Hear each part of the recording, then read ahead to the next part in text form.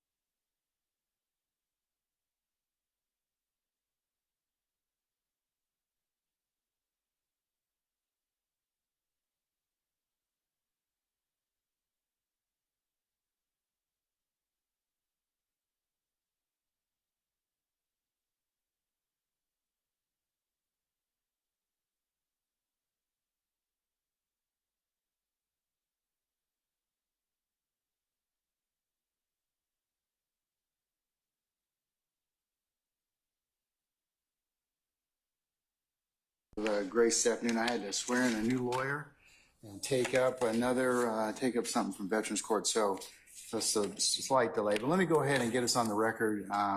We're back on the record of the matter of the state of Georgia versus Khalif Adams et al. In 22 SC 183572. See, Mr. Stillwell, Mr. Botson, Mr. Sharp, good afternoon, gentlemen. All right, Mr. Williams, Mr. Steele, Mr. Adams, and Mr. Nard, good afternoon. All right, Mr. Kendrick and Mr. Weinstein, good afternoon. All right, Mr. Huey and Mr. Matthews Sr., good afternoon. All right, Mr. Nichols and Mr. Harvey, good afternoon. And Mr. Ryan and Misty Williams, good afternoon. All right, back from self-imposed exile, we have the Messrs. Brown and Smith, and we have Mr. Uhelski, Mr. Atkins, and ladies, Miss Hilton and Miss Lowe. All right, good afternoon. All right, okay, are all jurors present, Sergeant Ham? Okay, all right. Before we go ahead and call for our jurors, let me go ahead and take up just a couple of things briefly with you all.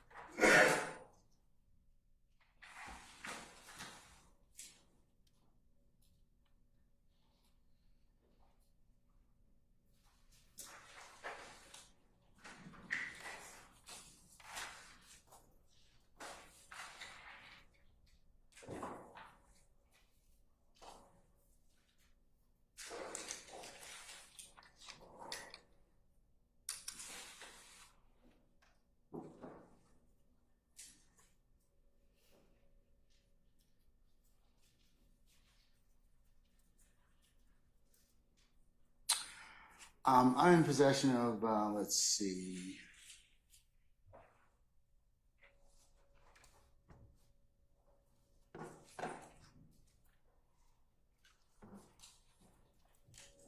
Which I'll mark as the next court's exhibit in order, and the attachments there too.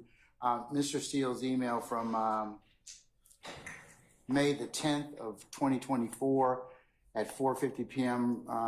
In regards to motion in limine number 51. I'm also in possession of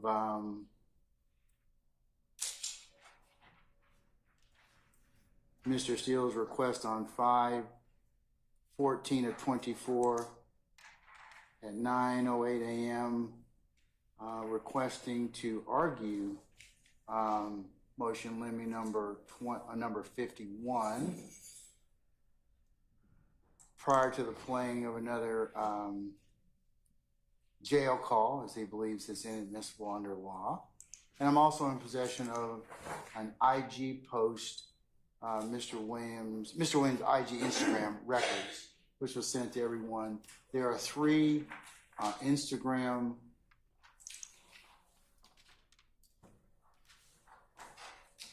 business records.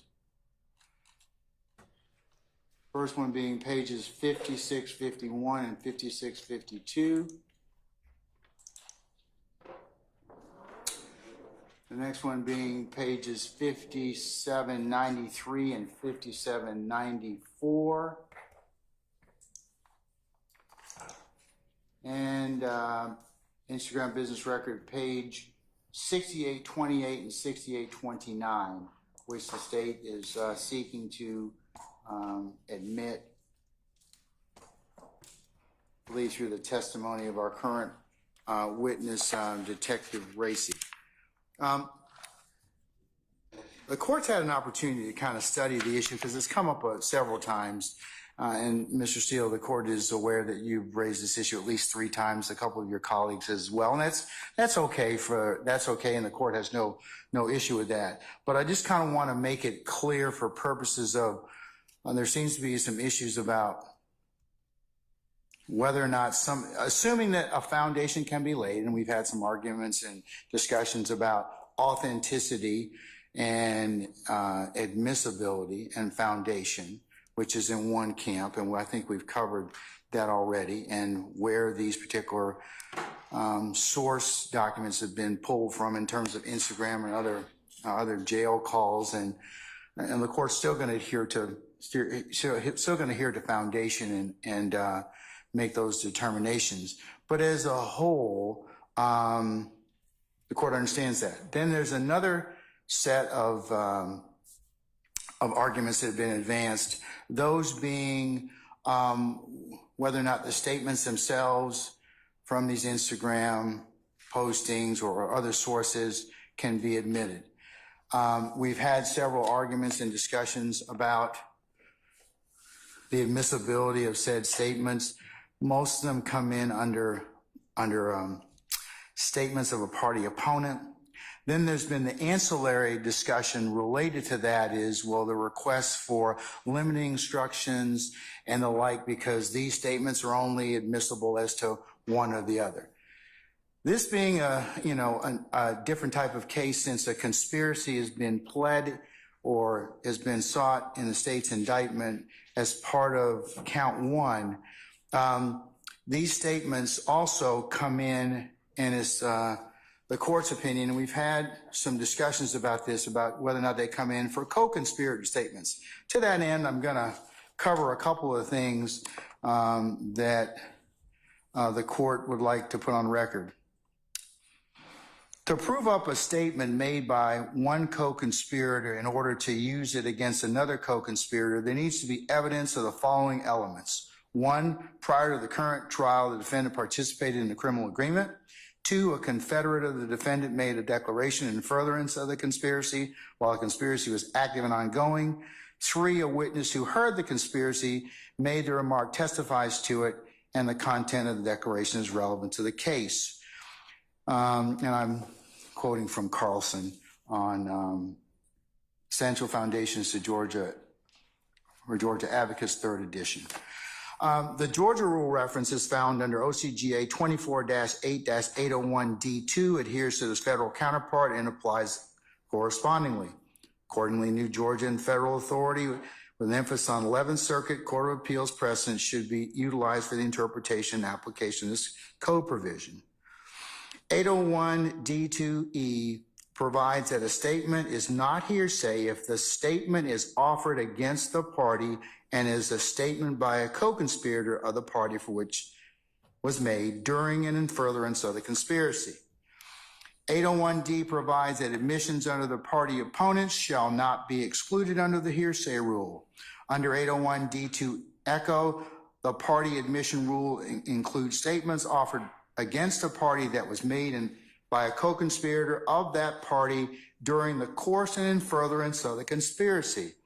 And that cites Kemp versus the State, 303 Georgia, 385, 2018. As such, 801D2 echo provides for vicarious admission in the context of a statement by a co-conspirator of a party. And that's found under State versus Martin. And that is Ohio case 9, Ohio Appeals 3rd, 150.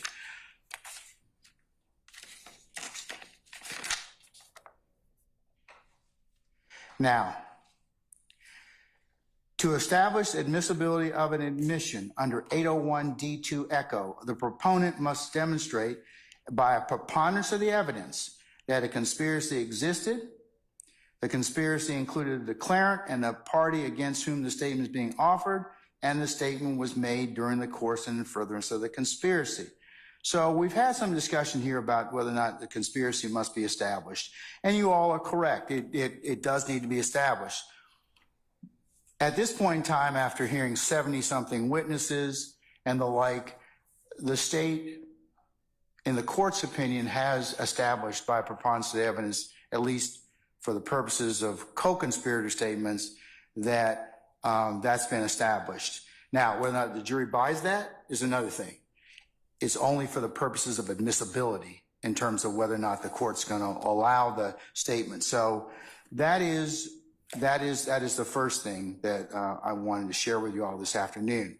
Now, when offering the co-conspirator declarations, there's a burden on the state or the government to demonstrate the existence of a conspiracy, the defendant's membership in it, and the declarant conspirator was speaking in an effort to advance the conspiracy.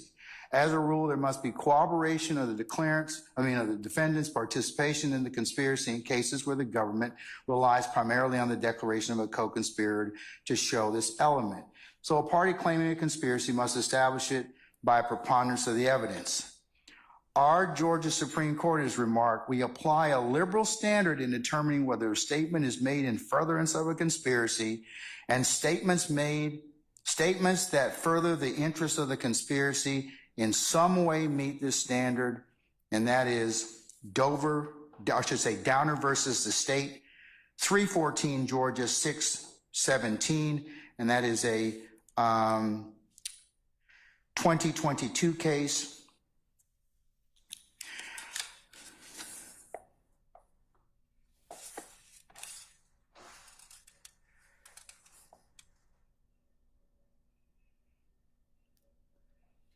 in furthering the conspiracy, a declaration must be made in furtherance of the conspiracy. Where the elements are proved, courts are not reluctant to admit declarations of one conspirator as evidence against another. And then it has the, several federal courts apply a liberal standard in determining whether a statement is made in furtherance of a conspiracy, including our 11th Circuit Court of Appeals. That's United States versus Steigman. It's SIEGELMAN, and that's 6-4. I'm sorry, wrong citation. I apologize.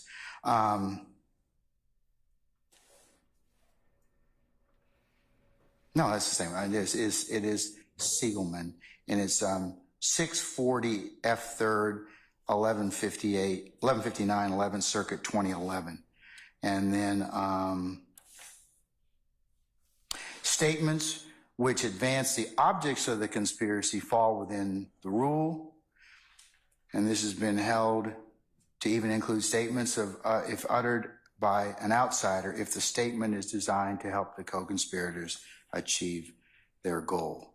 So part of what we've been discussing, or that has been objected to very vehemently on behalf of the defendants, but the court wanted you all to acknowledge, this, that at this point in time,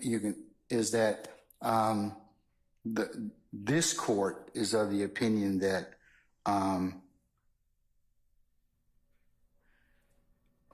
sure over your objections that the state has in fact proved that there is a conspiracy by preponderance of the evidence at this point in time. And whether or not the jury believes that is another thing, but for the purposes of these statements, and I'll take them on an individual basis, of course, but those would be relative to what the court's considering this afternoon. So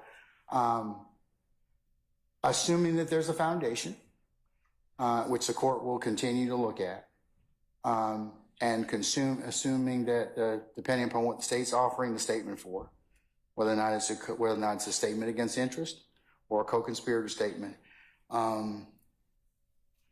I just wanted you all to know that that's where the court has studied and considered this particular issue, but we have taken it up about 3 or 4 times. And I just wanted to kind of make sure that you understood that I understand where you all are, but understand that that's what the court's basing its ruling on. Mr. Steele, you want to add anything?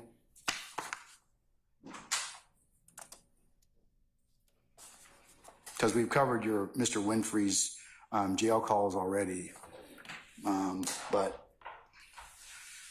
what else you want to add? Good afternoon, Your Honor. Good afternoon, sir. Good afternoon, everyone. 2 things. I know I don't represent Mr. Huey or Mr. Nichols, but I presume that the state hasn't come close, this is how I look at it, to proving any type of conspiracy with them, but you included everyone, so I'm going to make the argument for everyone, but I just wanted to say that. In paragraph 51 of motion in limine number 51, paragraph number 4, excuse me. Without waiving objection?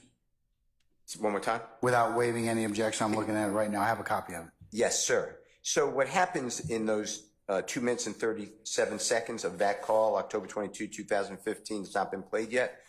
State put us on notice of it, and I've objected to it on Friday when I got the state's 7 calls.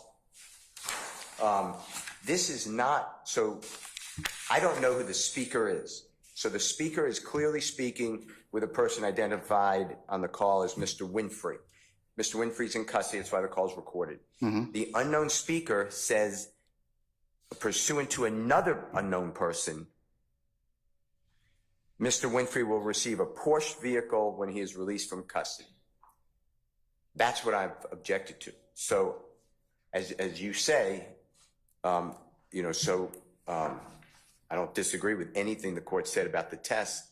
The declarant is not on the call.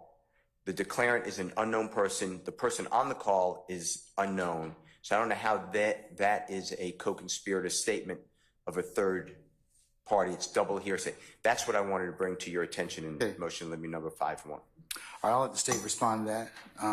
Thank you, sir. Because we did cover Cantwell a couple days ago in regards to non-party statements are admissible, and that was at 64F 4th, 396, in terms of these other parties or unknown parties that are speaking to provide context. So I understand that you're asking it's considered hearsay. I've considered that, but this would be an exception to that. And the context is always like if the Honorable Mr. Matthews said to me, how much money do I bring to the drug deal? And my response was, bring $500. My response would make no sense unless Mr. Matthews is not involved in the conspiracy, he's working with the government or whatever. Understand. That would make sense. But here it is the person on the recording saying that another person, I don't know who these people are, Your Honor. Another person said that there'll be a Porsche vehicle given to Mr. Winfrey.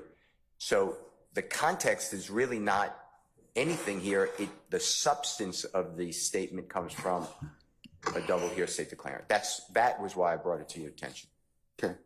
Understanding, and honoring, but not waiving. That's why. Yeah, I understand, because you're saying it's hearsay, and then the state's saying, well, it's not.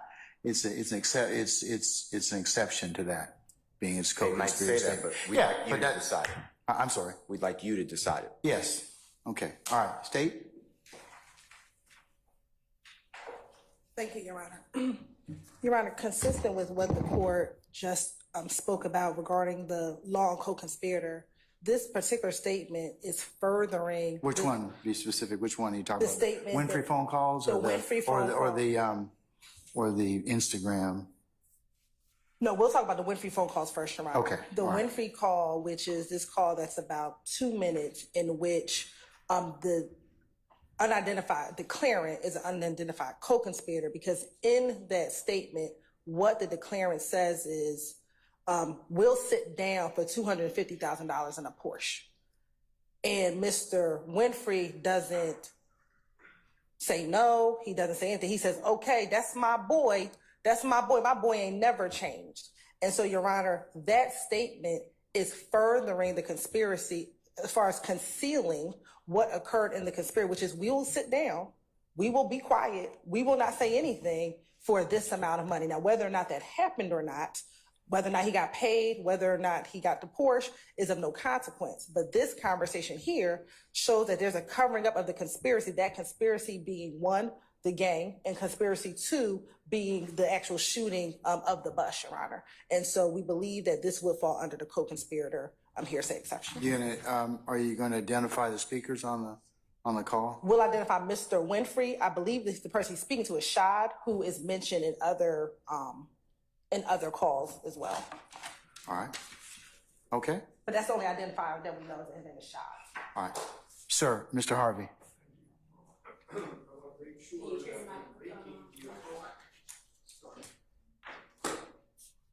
I want to make sure we're making the appropriate distinctions here with regard to, and I understand the court's ruling, but I want to make sure that I get on record what I think are critical distinctions.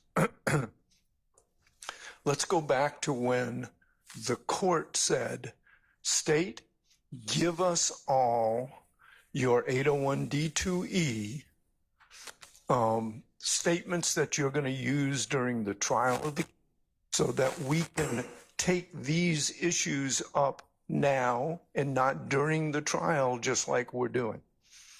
So number one, I do want to say that these alleged 801D2E, and I'm not agreeing that they are, statements that are now being proffered were not provided to us, and we didn't have an opportunity to litigate them pre-trial.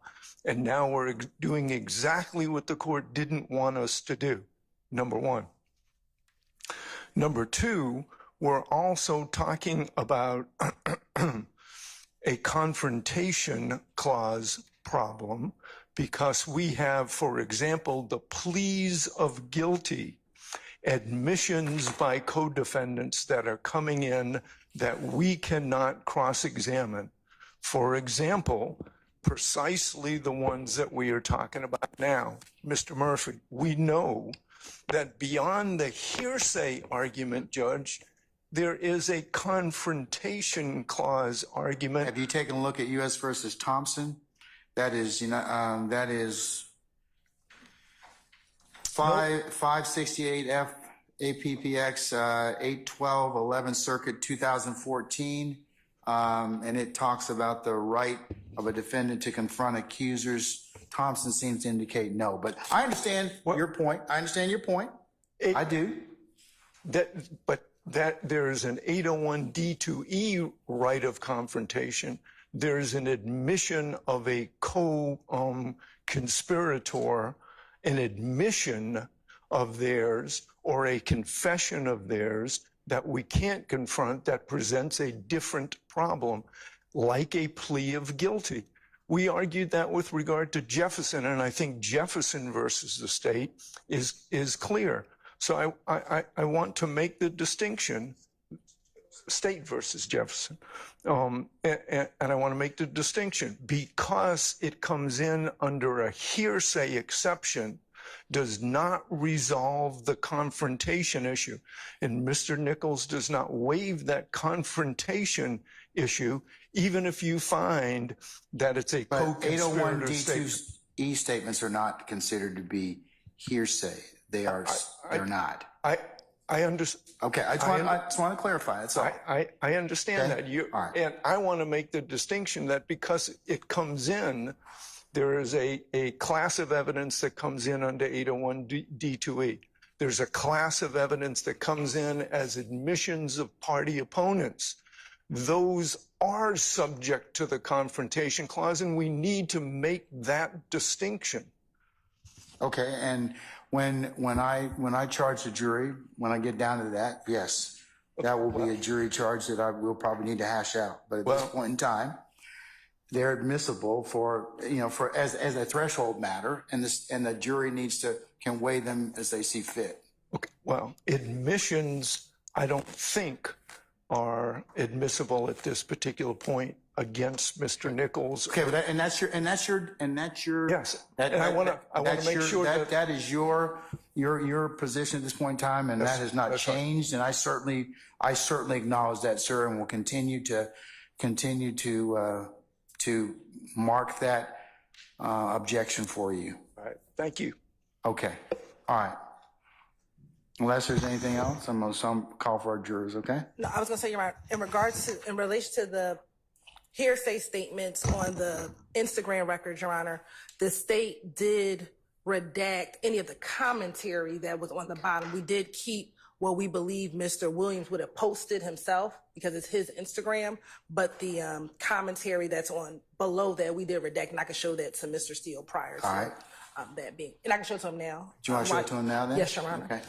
And Your Honor? Sir. Did you rule upon paragraph 4 of Mr. Williams' motion limiting number 51? What I just argued about the portion? I'm going to overrule your objection, sir. I have a continuing? Yes, you may have a continuing objection. Absolutely. Thank you. All right, you want to take a look at these Instagram postings?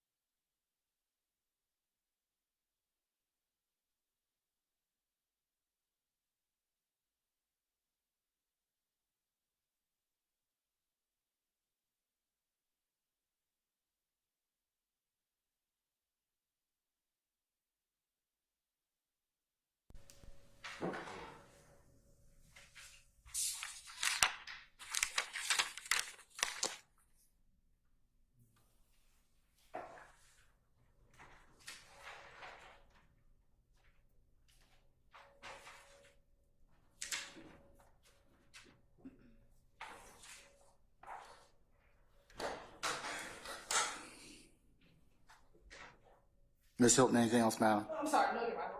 Okay. Anything else, folks? All right. Debbie Ham, can you summon our jurors for us, please? All right, thank you, sir.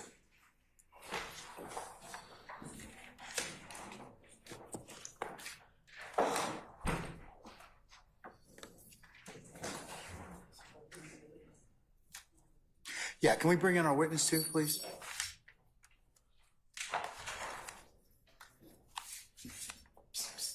Where are you going, man? Where are you going?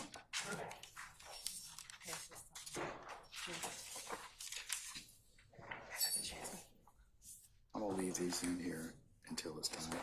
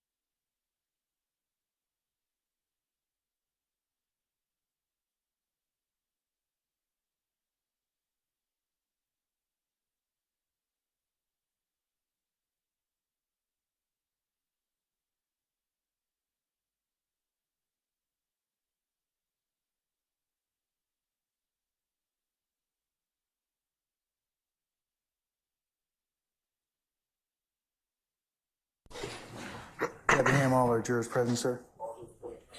All right, thank you, sir. Ladies and gentlemen, jury, good afternoon. Good afternoon. All right, Agent Racy, you're still under oath, sir. Yes, Your Honor. Okay, all right. You may continue your examination when ready, madam.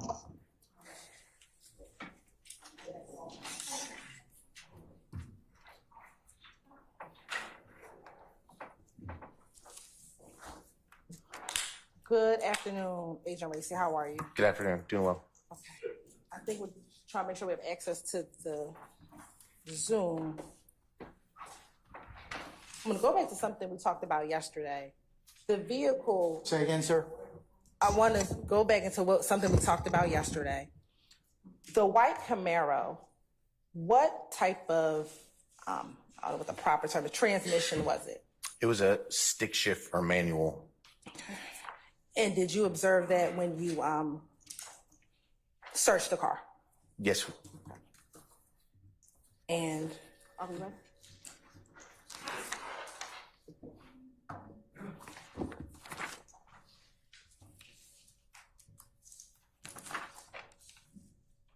And once we get ready, we're going to start with the call that was on October 22nd.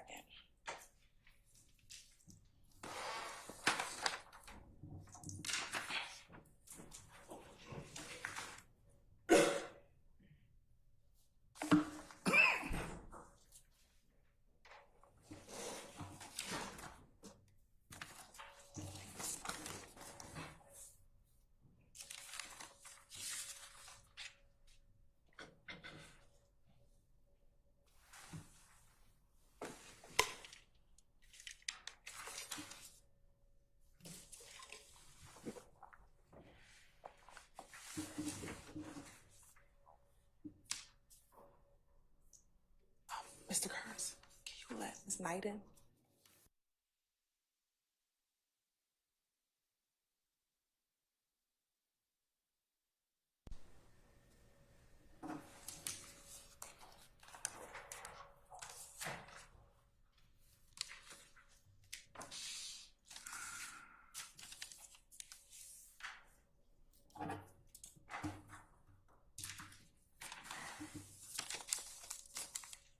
Well, while we're waiting for that, let me do this. Your Honor, permission to approach? Oh. You may.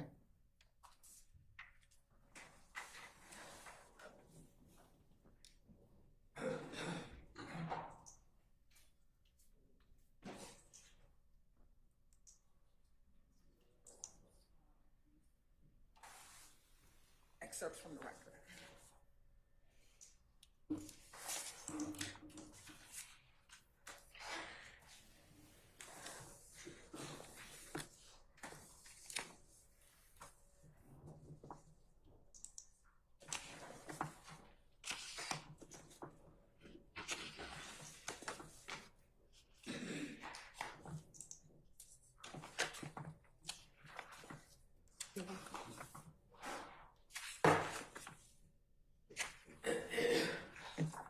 No, so I started with this page, so.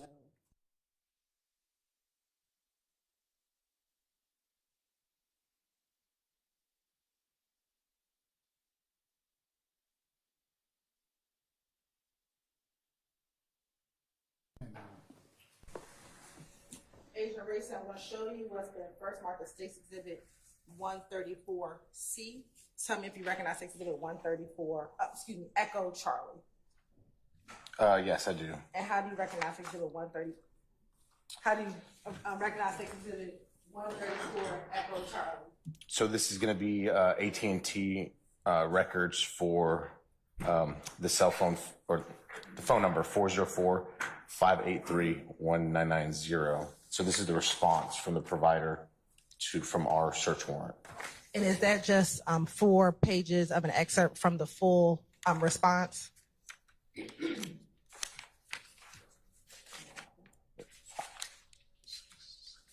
That looks like 8 pages. Okay. Yes, And ma'am. what are the page numbers of the excerpt?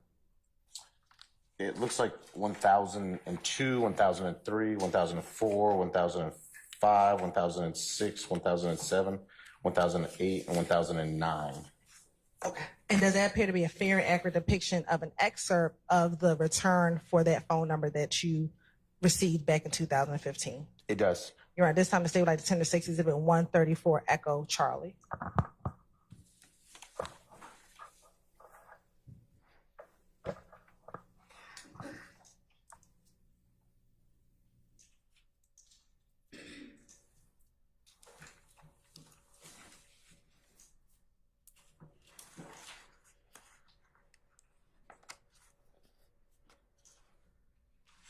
Any further objection to State's 134 Echo Charlie? Your Honor, I don't have an objection. I'd like the entire record for the return, but I don't object to the state using those numbers. But I think it should come in as a whole, and then the parties can use sections. You're right. I have a response. The entire record is in. We introduced the entire record yesterday. Then I don't have an objection. All right, State's 1. Anybody else? Do you have a separate objection, sir? Okay. May I review my continuing objection? But as far as I understand, A microphone, sir. as far as I understand, these are records of a non-co-conspirator and someone that has not been identified as a uncharged co-conspirator, and therefore I certainly would object to them being admitted against Mr. Nichols. All right, your objection is noted for the record. All right? And overruled. All right, I'm going to admit 134 Echo. Okay. Next, we have State's Exhibit 135 Echo Charlie. Take a look at State's Exhibit 135 Echo Charlie and tell me if you recognize State's Exhibit 135 Echo Charlie.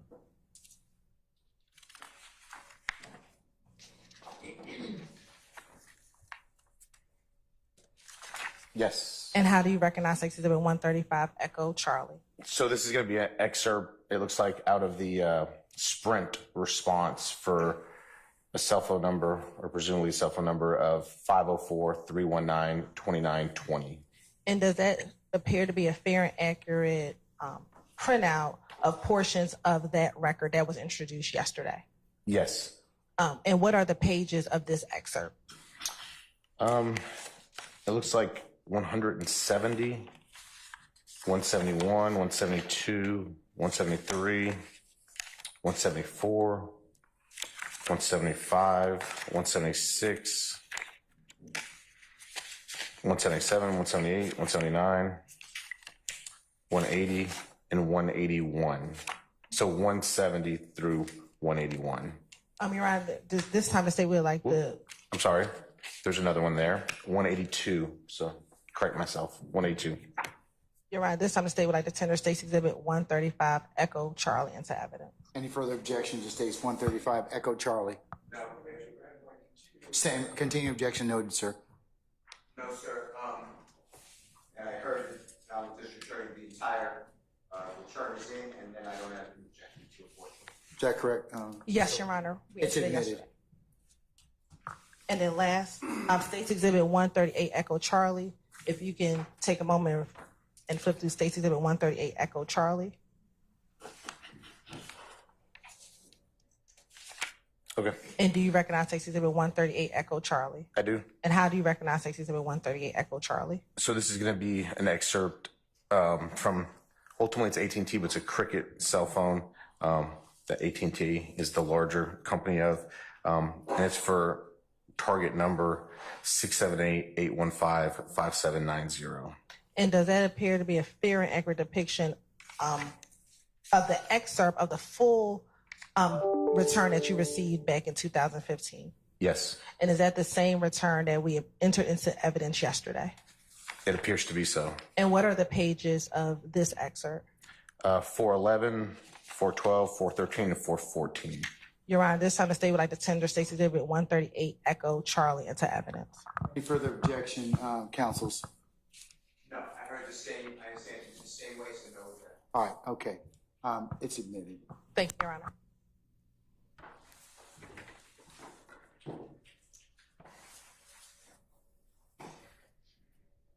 Now, looking at the screen, what is the date of this call? October 22nd, 2015.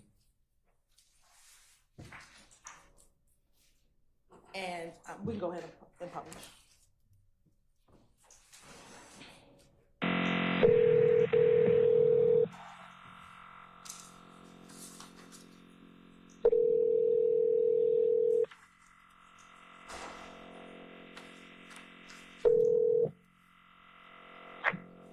This is a Global Tel-Link prepaid call from It's me.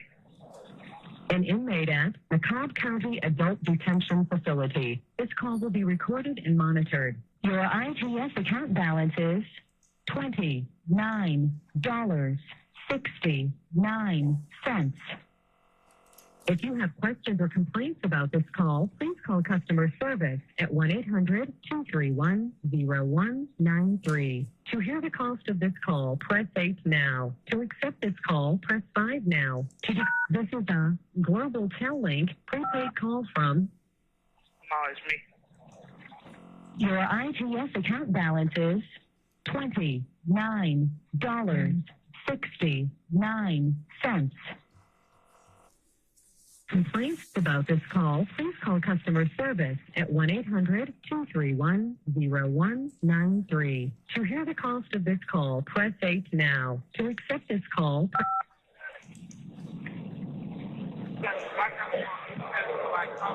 Yo. Dion went out like radio. Hello. Yeah. Yeah. Where Shaw at? Hold on, I'm finna call him back. What he was talking about, Shaw? Man, he wanna tell my shit. He said when you get out, you gonna have a Porsche. Yeah, tell him to give it to you. Nah, he told me when you get out. You know you gonna do that, man. Yeah, he ain't the man. You gonna get you a Porsche, man. You ain't got no choice. Hey, bro, like what Bobby said, you better guard your crib. Yeah, we sit down for a couple months for a Porsche in the quarter million. Hey, come on. Hey, my boy,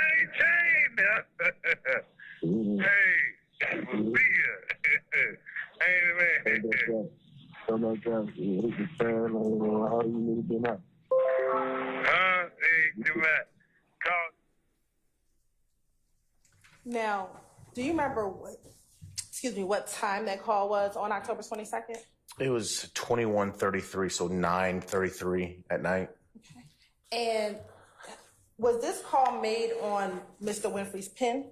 No, it was not. How were you able to find this call? By doing basically kind of like a reverse search, basically giving the phone numbers that I had previously observed Mr. Winfrey calling to the custodian of records at Cobb County and having them query those phone numbers in their system.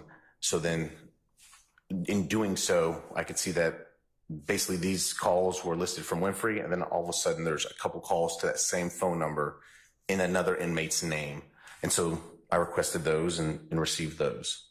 And the phone number that you queried, did you have a name associated with that phone number? I likely did. I need to check the report if you don't mind to refresh my memory. Will looking at your report help refresh your memory? It would. We're looking at 6-171 Echo help refresh your memory. It should be right in front of you. Yes, my report, yes. And directing you to page 183.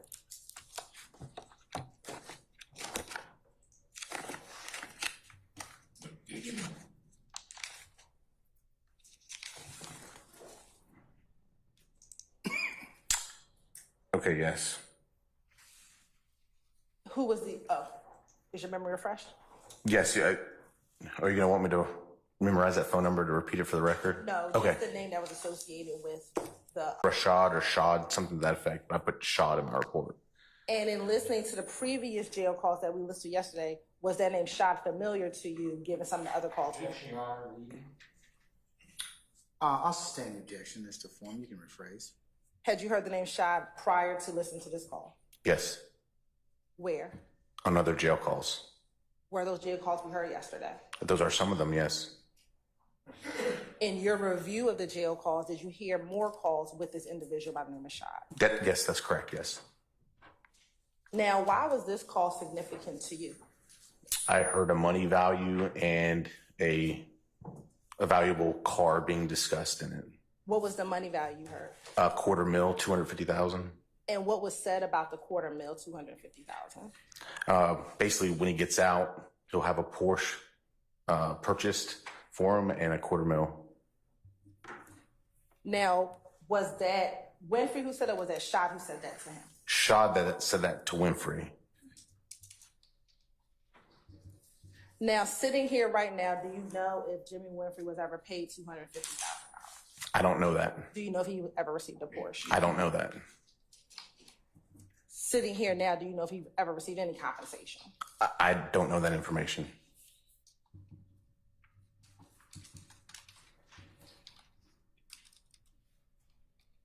Was there anything else of significance to you regarding this phone call? I mean, the fact that he was using someone else's PIN, so it was something that was at least being attempted to be concealed through his own PIN number. I'll overrule the objection. Yeah, so that's pretty much it. That there's my interpretation was there's a reason why it was used on. I'll sustain Mr. Form. What was your interpretation of him calling under a different PIN number? Objection. Speculation. Overrule, sir. There's a reason why it was not on his PIN number. As it relates to this case, do you know if Jimmy Winfrey ever took a plea in this case? He did. In relation to this phone call, how much time passed before he took a plea? It was approximately a month later, or maybe a month and a day, but a month later.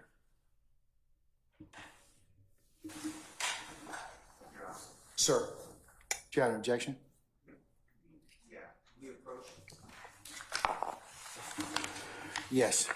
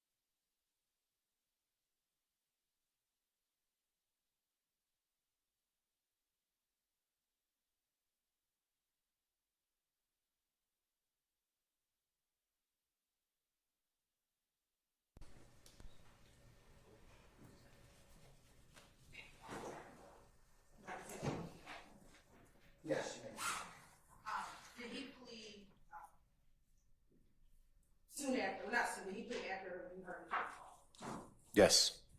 When was that? So this jail phone call was October, so it would have been like November, maybe 23rd or something like that. Of 2015? 2015. Now, did you learn that Mr. Winfrey had to, that something occurred, he had to take another plea Yes. on the same case? Same case, yes. When did that occur? That was like at least the following year. It was sometime after that. Yeah, probably sometime after that, like the next year. It definitely wasn't 2015. Sorry.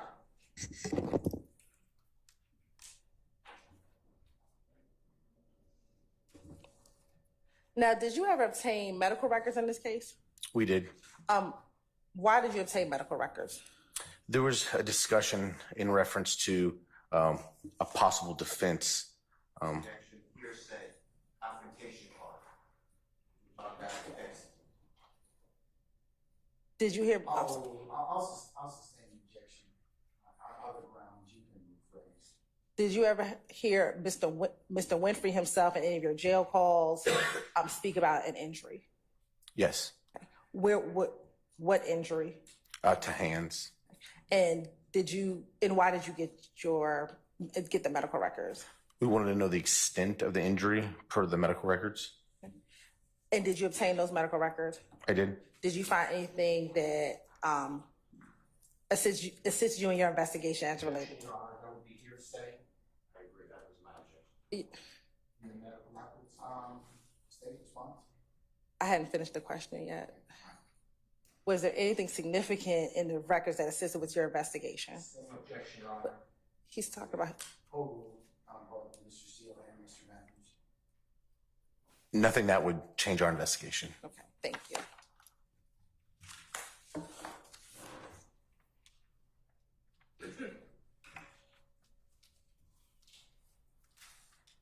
Now, as relates to this case, did you have an opportunity to analyze specific cell phones to include the phone ending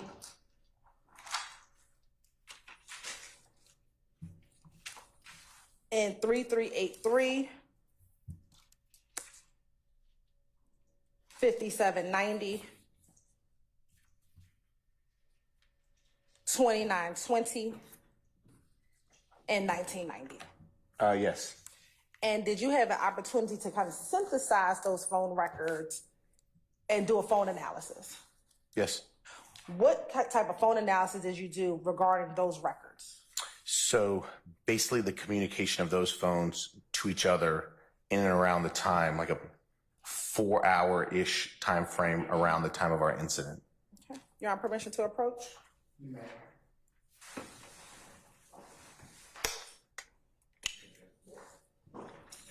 Thank you. I'm going to first show you what the market stakes is at 139E. Yes, ma'am. Do you recognize Exhibit 139? I do. And how do you recognize Exhibit 139? So this is the phone records, but it's kind of just been made prettier, I guess I would say, just for ease of looking versus at an Excel document or at a Word document. And is that Exhibit 139E the compilation or the synthesis of the records that we just discussed? Yes, ma'am. And are those the records contained in State's Exhibits Oh, you're fine. 133 Echo, 134 Echo, 135 Echo, and 136 Echo? Correct. And does that appear to be a fair and demonstrative of the analysis that you did as it relates to those phones? Yes, according to my review, yes. Now, I want you to look at State's Exhibit first, 139 Echo. I don't know what that is, Frank? Foxtrot. Okay, Foxtrot. Foxtrot. What is State's Exhibit 139 Echo Foxtrot? So that's just a, I'm sorry. Is it Fox or Foxtrot? Foxtrot, okay. Thank you, Your Honor. Yes, so that's just going to be the phone numbers just kind of placed out so we can look at it, and then the known subscriber information to as we know it from the records. And looking at State's Exhibit 139, Echo Alpha, Echo Bravo, Echo Charlie, Echo Delta, and Echo Echo. Does this appear to be a blown up version or a larger version, of what's contained in State's Exhibit 139 Echo? Yes, ma'am. You're right, this time the state would like to tender State's Exhibit 139 Echo and 139 Echo Foxtrot, 139 Echo Alpha, Bravo, Charlie, Delta, Echo into evidence as a demonstrative.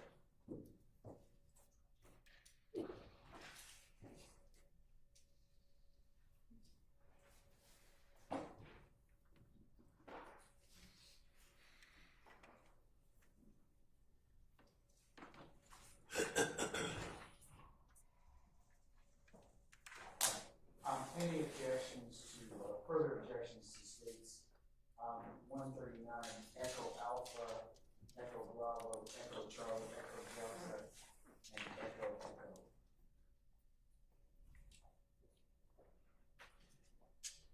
I don't object. Echo Foxtrot. Sorry, I don't object. I understand continuing ritual. I don't object or demonstrative, otherwise I do object it. So Okay, well, that's later. For demonstrative purposes, you have no objection? correct. Okay, all right. There it is. Thank you. For demonstrative purposes only.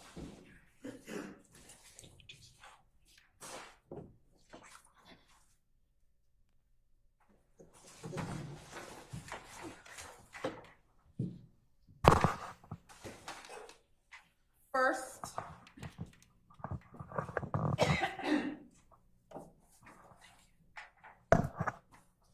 looking at State's Exhibit 139 Echo Foxtrot. Just explain to the jury what's on State's Exhibit 139 Echo Foxtrot. So this is kind of like what was handwritten on the board yesterday. These are the phone numbers that were frequent calls for the time of the incident. And then, as we can see, they're color coded.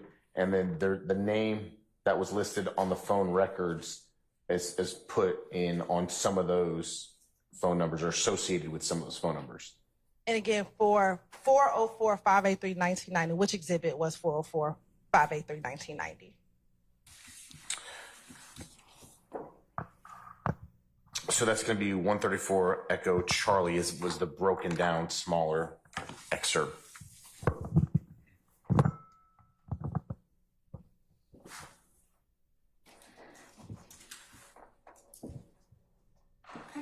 And for the 504-319-2920, what was the exhibit number for 504-319-2920? The 135 Echo Charlie is the snippet portion, not the full records.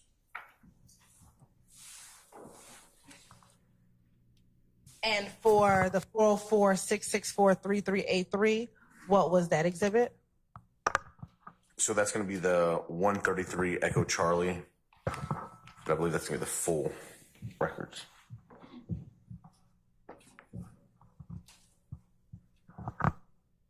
What is 678-353-9229?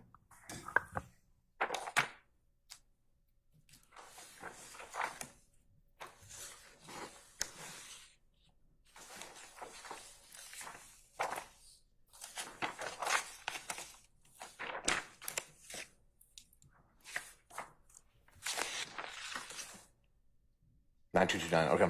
So that's going to be the 136 Echo Alpha is the disc with those full records.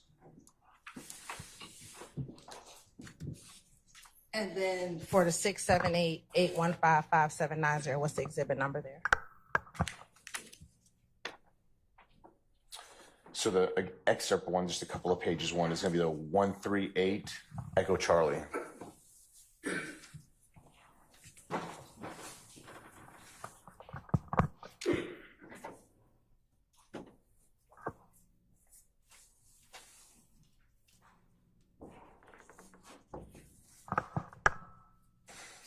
Now, when you did your analysis, when did you start your analysis from? The time period? Yes. So from about 10 p.m. To about, let's say, 4 a.m., just kind of what was leading up to the time of the incident, and then just after the incident. So like a 4-hour window. And is that 10 p.m. on April 25th? Correct. And is that of 2015? Yes. And is that leading up until about 4 a.m. on I stand objections. what is the date of the times you're referencing? So April 25th, 10 p.m. to about April 26th at 4 a.m. So that's a 6-hour window. I'm sorry, my apologies, but yes. Okay. And if you can just kind of walk the jury through what we're seeing in first 139 Echo Alpha. Just tell us who's calling who and what we're seeing here. Yes. I'm gonna leave them. Hold on, stand. Please don't roll off. Okay, so on this first page, what we're seeing is kind of just speaking the last four. The 2200, that's going to be 10 p.m., but the 9596, it's an outgoing call to the 1990 phone number. So if we obviously come down here and look at the our little chart here, so we have this unknown caller calling in to the 1990, which is the YSL Enterprise. Again, we have the same thing just a minute later. We see a 0-second duration, so that means like no one picked up. And then the next call, just a minute later, we have the same numbers involved, outgoing to incoming, and then 40 seconds. So there was actually contact made on that record. Next to the third one down, we see 1990. So now 1990 is calling out. Just I object to, so we know that there was contact. We know that it's. What's the basis for that, sir? What's the basis for your objection? The agent said 40 seconds, so we know that there's contact made. I'm going to object to speculation, Your Honor. Hold on, sir. And let me ask you this. When it comes to the record of 1990, as far as how the record is formed, what time zone is the record in for 1990? okay, so 1990, the way we get it from AT&T, it's UTC, Universal Time Coordinated. So GMT, it's also referred to. So basically, their records go off Greenwich Mean Time, which is in London. And so you have to do math from what the records are back to our time zone in Eastern time zone here. It depends on the time of the year, daylight savings, or not daylight savings. For this time of the year, it's -4. So what that means, these records, you have to subtract 4 hours to equal Eastern time. That's the way AT&T does it. Other providers will do the conversion and give you the records in our time as they are. So when you get the records back, you have to make note of that. You have to know that. So yes. Before you go on, ladies and gentlemen, I've had a request that we need to take a comfort break. So please forgive us. We're going to go ahead and take a 10-minute comfort break, and then we'll go ahead and resume our examination. So at this point in time, all rise.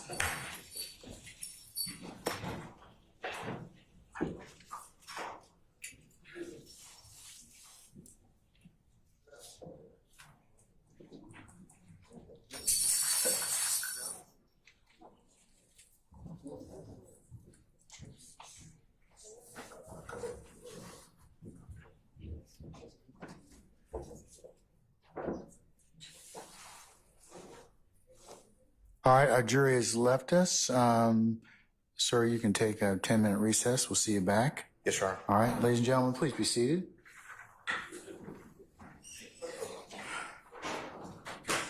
All right, whoever needs to use the facilities can go.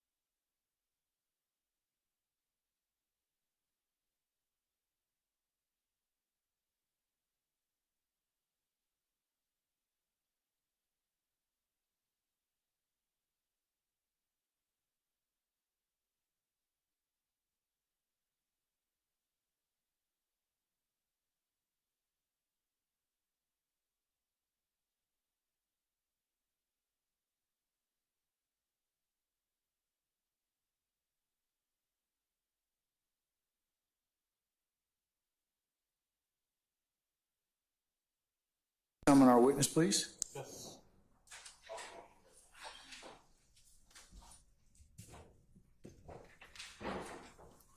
All right, Sergeant Ingram, summon our jurors, please. While he's doing that, counsels, this is just for you all, for your benefit. Just as a reminder, please do not object until the full question has been posited. That is a continuing request from Ms. Weaver, and she has told you, and I'll just reiterate, that she cannot take and make the best record that she can make unless you do that. So please wait till the question's fully posited before you pose an objection. Don't cut off each other. All right? Okay.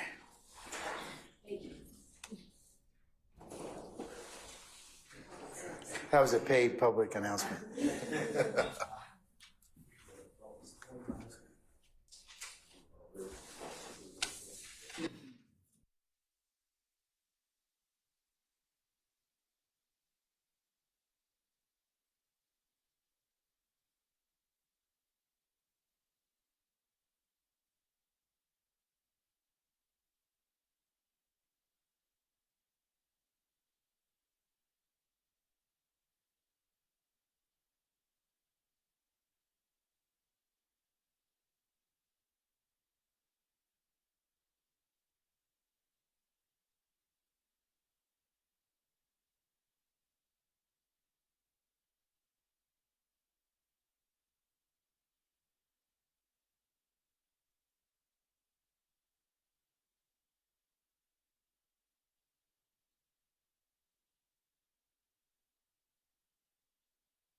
All right, thank you, Sergeant Ingram.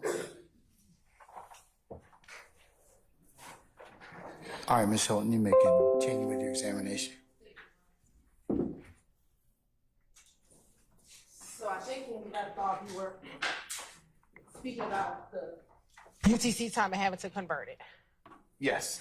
So UTC is Universal Time Coordinated. So GMT is the same thing. Zulu time in the military is the same thing. Basically, it's the way that everyone in the globe can tell when something happened at the same time is the concept. So because that is basically the standard, UTC is the standard, we're in Eastern time zone here in Atlanta. Not to confuse it, but if it's daylight savings or not, you're either subtracting 4 because you're going 4 time zones back from that UTC line, or you're subtracting 5. Based off the date, we subtract 4 on this incident. So on some records, when you look at the records, it'll say UTC. So on those records, we would have to minus 4 if you're doing this manually. If you're putting it into software that's doing it, the software knows that and the software does it. That's why we have the software to confirm what we're doing manually. Some records come in when you request it from that service provider, they will do the conversion for you and they'll give it to you in the time zone you request it in. But that conversion has been done in these demonstratives. That conversion's already done, so we're looking at the correct time for Eastern time in these demonstratives. And just for an example, if this 1990 number is an outgoing call at 29 seconds here, what time would it be reflected in the record? So that's not 29 seconds, that's 0029. So that's midnight, so it's 12:29. Military time, it's 0029. So in that time, if we're seeing 0029 there, that's converted. If that was originally UTC, which it was, we would plus 4 to that number. So in the records, it would show 0429 in the records. Because it's AT&T, we do the conversion back, minus 4, it equals 0029 to keep it all consistent right there. And what I'm going to have you do, Your Honor, permission for Agent Racy to step down? He may step down. Okay. And if you can take that pointer.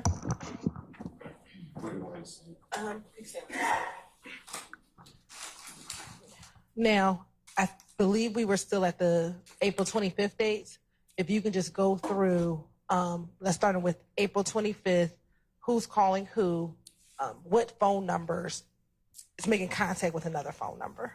Okay, so again, green, so we look down here, it's green, so we don't know who the subscriber is at this point in time. And it's at 22:04, so that's 10:04 p.m. Eastern Standard Time. And then it's calling 1990 and 0 seconds did not connect. Outgoing 22:05, so 1 minute after at 10:05 p.m.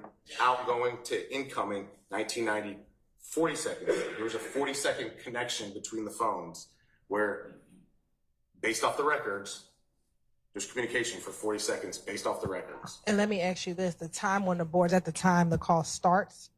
Because something... Correct. If you went on further, yes, correct.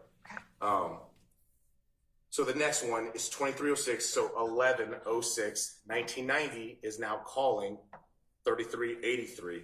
So again, we check who's 1990, check who's red, who's 3383, and we look and we see, so it's outgoing from what we have as YSL to incoming, which we have Jimmy Winfrey, and that lasted 2 seconds. There was a connection for 2 seconds. All right. Now, starting on April 26, 2015, what the demonstrative tell us? Or tell the jury? So we have outgoing from 1990. So again, checking our, kind of like our little index here, our cheat sheet key, whatever you want to call it. We have YSL Enterprises calling 3904, which again, we don't have the subscriber data off of cell phone records at that point in time, and it was 0 second connection. So again, continuing down, we have red, so 3383, which has Jimmy Winfrey calling at 1240, 00440, calling 1990, YSL, 0 seconds, no connection. Outgoing, 1990, 0043 hours, so 1243, calling what we have is Jimmy Winfrey, 2 second connection. And just continuing down, 0044 hours, what we have is Winfrey calling YSL, 0 second connection. And you would just continue? And let me ask you this, for the rest of this demonstrative, is it the Jimmy Winfrey phone calling the YSL phone back up at least until 1:07 a.m.? Correct. It's back and forth, and then obviously we see the duration of calls there in the right column. Okay. Thank you.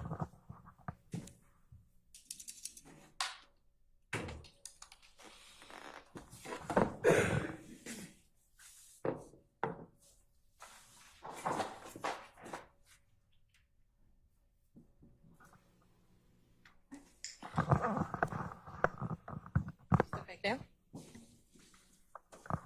Now, same thing. If you can just kind of walk through, what do we see on State's Exhibit 139, Echo Bravo? So again, we have the blue. Check down what we have blue for 9229. It's the phone that we identified by the subscriber information as a KYBE. So this is at 1:13 in the morning. That's easy conversion from military to or 24 hours in a day to 12 hours. But that's 1:13 calling 1990 for 4 second duration of the phone call. And one's at 1:13 in the morning.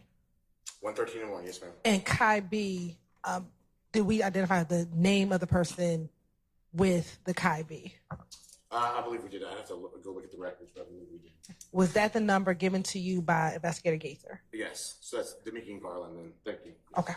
All right. Okay, so we're on number 2. We have 1:13. We have green.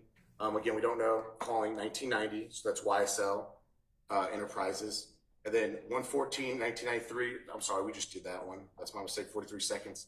Going down here, we have YSL calling what we have identified as Jimmy Winfrey at 1:15 a.m. for 8 second duration. We then have YSL at 1:16 calling the 9596, 247 seconds, so 60 seconds a minute. You can do the conversion in your head, whatever it is, 4 minutes, whatever that conversion comes out to be. So about 4 minutes and 7 seconds? Something to that effect, yes. And then here we have 1990. Again, it's 1:39. And then we have it going to the 9596, 13 second connection there. And then we go down to what we have as Kai B, the Dominican Garlington phone. It's 2:32 hours calling YSL, 0-second connection. And then we have YSL at 2:33 calling 6080 for 71 seconds. We don't have the subscriber information at this point. Again, then we have this number unknown, 6080, calling back at 2:35, calling back to the YSL number. That's a 177-second connection that we have there. So again, do the math, 60 seconds. So 2.5 minutes, whatever that math real quick in the head works out to be.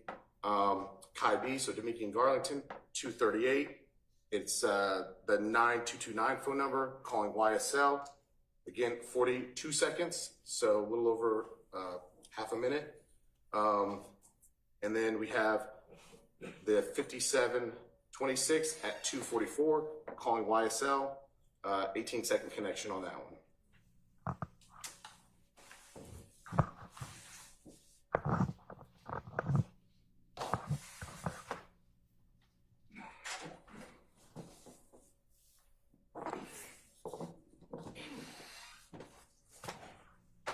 Now looking at State's Exhibit 139, Echo Charlie.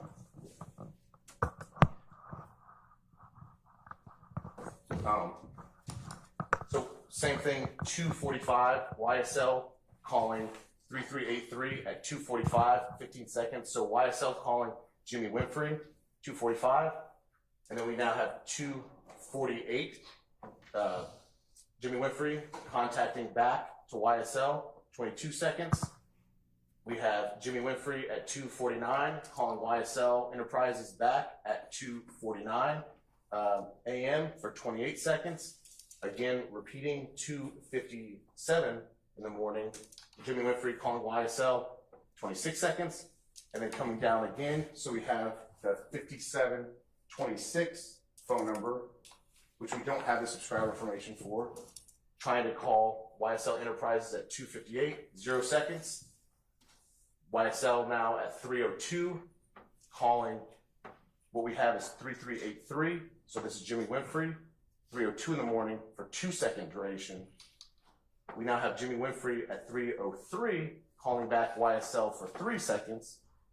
3:03 again, Jimmy Winfrey again calling YSL, 9-second connection there.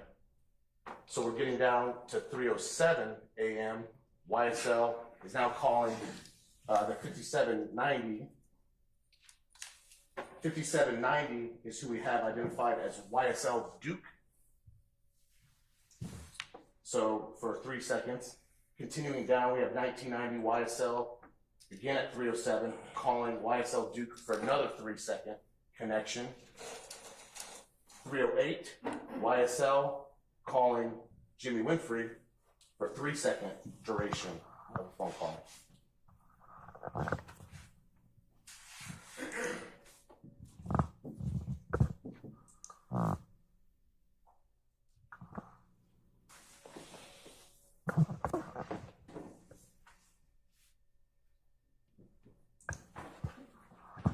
Now looking at 139, Echo Delta.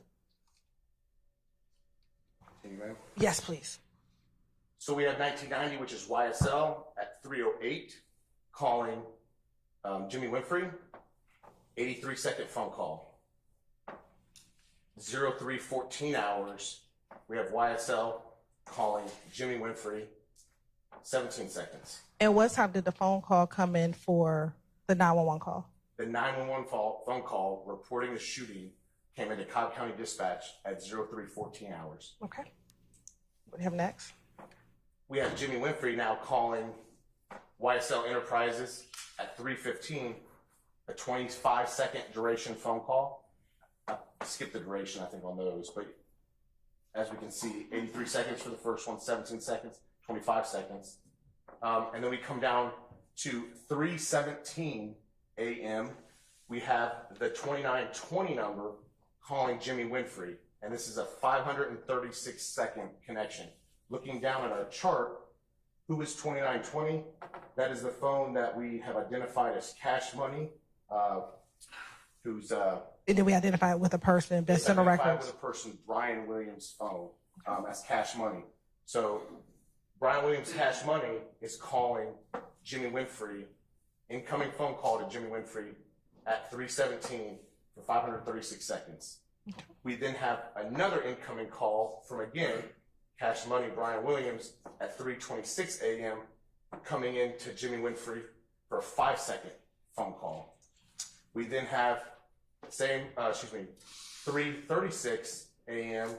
Jimmy Winfrey now goes an outgoing call to incoming Brian Williams Cash Money records at 3:36 for 25 seconds. Right. And then continue on, man. Yes. So at 3:37, we have 5726, again, checking our key. No subscriber information, calling 1990, which is YSL, 0-second connection. 3:38, we have YSL calling the 5726, no subscriber information. 3-second duration.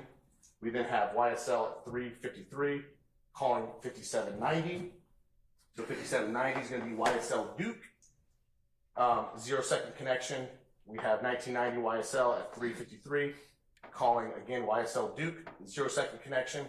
We then have YSL Enterprises 619, calling YSL Duke for 4-second connection. And is that 6:19 in the morning? That is 6:19 in the morning, yes, ma'am. And then for our last board, 139 Echo Echo. Let me just ask you here generally, is this the 1990 YSL Enterprise phone calling the YSL Duke phone from about 6:19? Basis. I stand the objection. You can rephrase.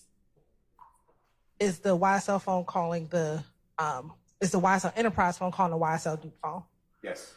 And what are the times that the YSL phone is calling the YSL Enterprise phone calling the YSL Duke phone? 6:19 a.m., 6:19 a.m., 6:44 a.m., 6:44 a.m., 15:56, so the conversion is 3:56 p.m., 3:56 p.m., 18:57, so -2, so that's 6:56 p.m., 27 seconds, 18:56, so same, 6:56 p.m. for 27 seconds. Okay. And does that appear to be a duplicative of this call here? Both 18:56 and 27 seconds? Yes, correct. Okay. All right.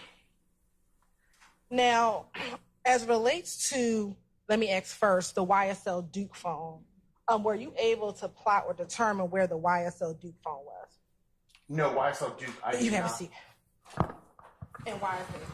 The YSL Duke phone number, I only sent a grand jury subpoena to that phone number, which means I did not get historical cell site data. I did not get location data through that. So I didn't have historical cell site data to place the YSL Duke phone number.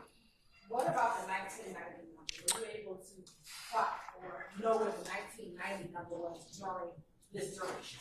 Yes, I received the cell site data for the 1990 phone number. And did you receive that from AT&T back in 2015? Yes, correct. And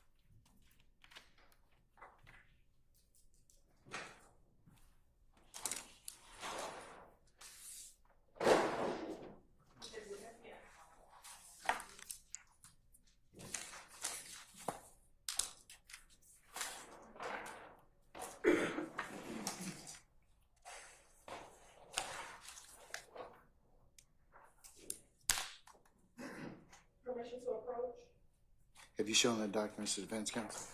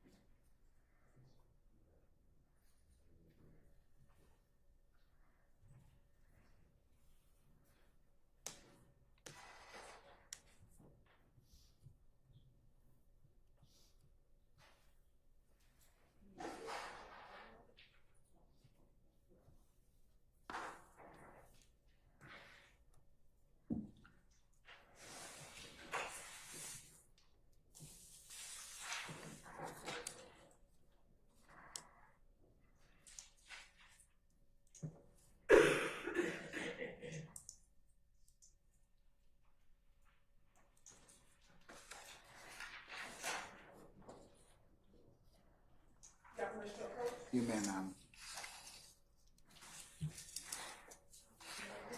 I'm gonna show you what's marked as 60172 Echo.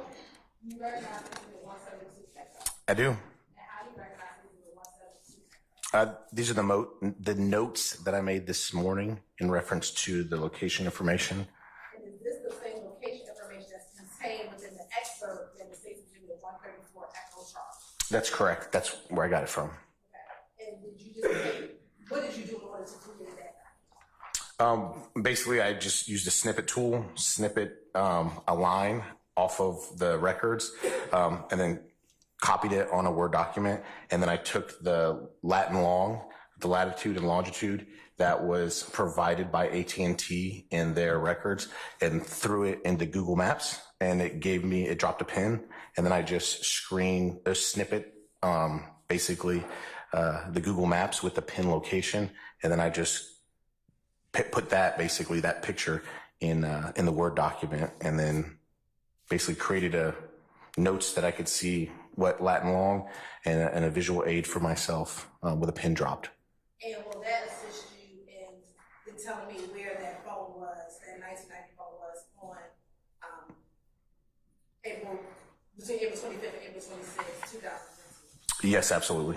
Your Honor, at this time, the state would like to tender State's Exhibit 172E as a demonstrative.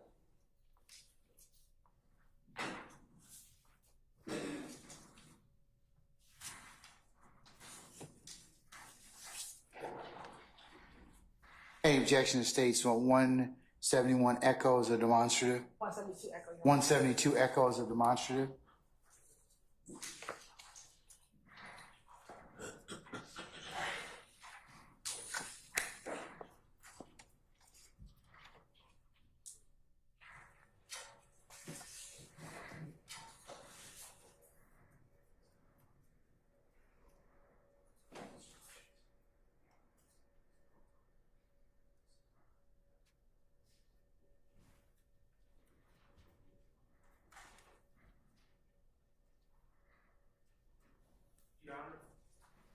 Mr. Sharp? Microphone, sir.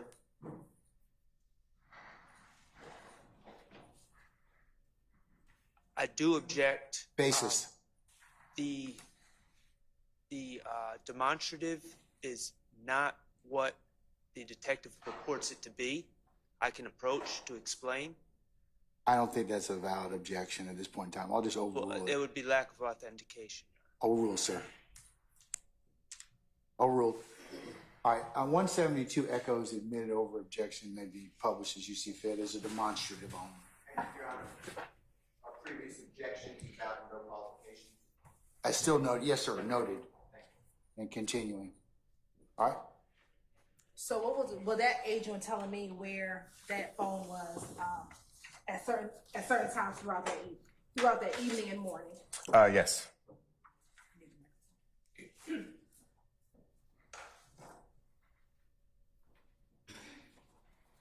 Starting with the first location plot, what was the time that you plotted? So I took just a snippet. So it has 01:58. Again, that's UTC time. So that's, you have to do the minus 4 hours. So that's going to place us at 9:58 p.m. Okay. on the 25th. So you have to roll back because that's placing us the day before.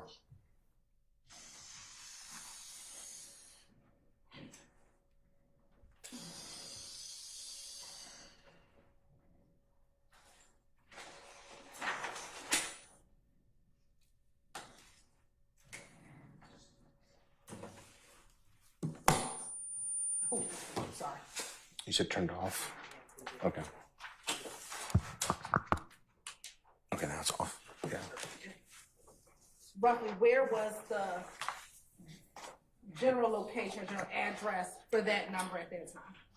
So generally speaking, it's just a little bit north of the I-75, I-85 split on the bottom side of Atlanta. So it's, if we were looking at a clock, it's 6 o'clock, meaning down, straight down from the center of Atlanta where the connector is, just north of the split, the 75-85 split. Okay. I can give you the latitude and longitude, and then that's going to be of the cell tower. Your Honor, Sir. I'm going What, to... you have an objection? Yes. Basis. Confusing the jury, and we're getting to the point of my objection. Okay, We're talking about cell towers. I got your objection. I'll rule your objection and note it for the record, sir. We don't need to let long. Do you have to know what phone number is being connected to at that time? Yes. Okay. What number is that? So it's the originating number is going to be the 1990. The number that it's calling is going to be 404-426-6263. Okay. What's the next time that you plotted? So it's going to be 02:05 hours on the 26th. Again, the conversion to 4:25:15 is going to place us at 10:05 p.m.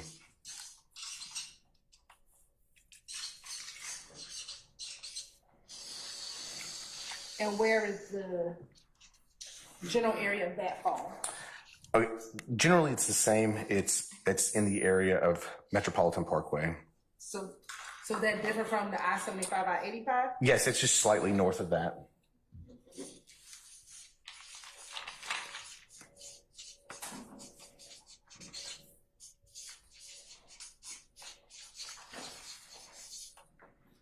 Okay.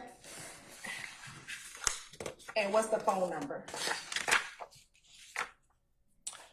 So this is going to be the originating phone number is 504-346-9596, and it's calling our 1990 YSL phone.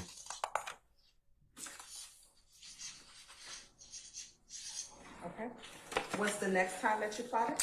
So I jumped closer to the further up in time. Okay. So it's 03:04. So subtract 4.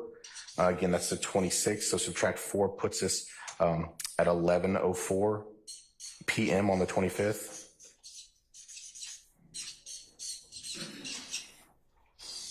Where's the general area of that? It's downtown Atlanta, generally where we are now, just kind of like in the heart of Atlanta, it's west of the Grady Curve.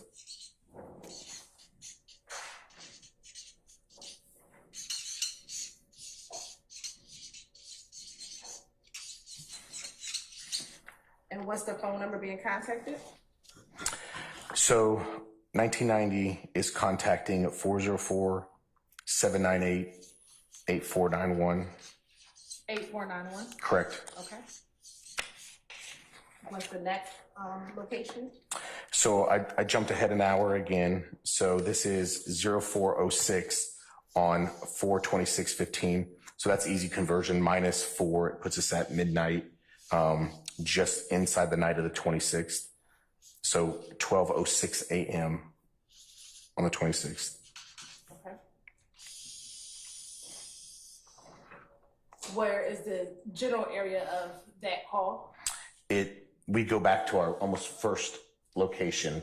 So the I-75, I-85 split just north of that area.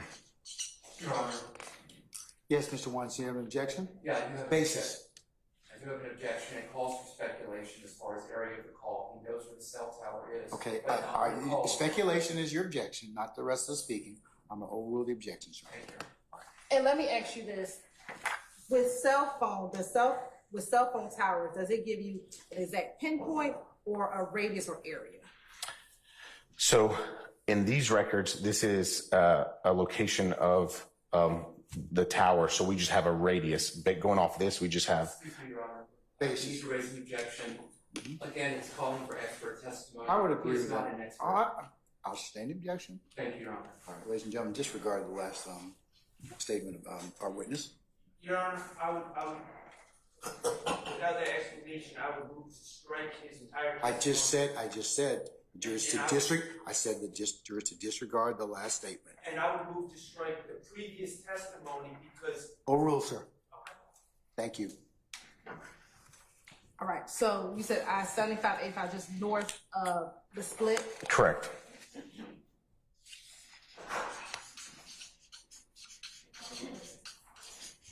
And what is the phone number that's being called? So the 1990 is calling 404-798-8491.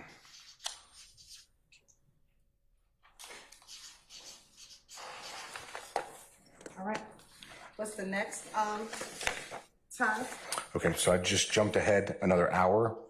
So it's 426 at 0513. So doing the conversion, it's 113 on the 26th. So it was 0426 to 0513, just 0513. 0513, it now converting it, it's 113 Eastern Standard Time.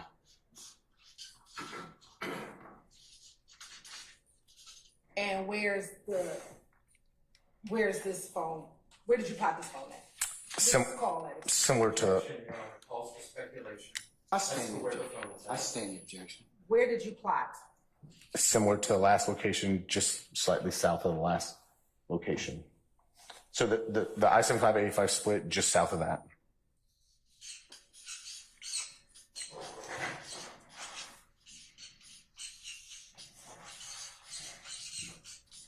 And what's the number being contacted? The originating number is 404-426-6263, and that's calling our YSL 1990 phone.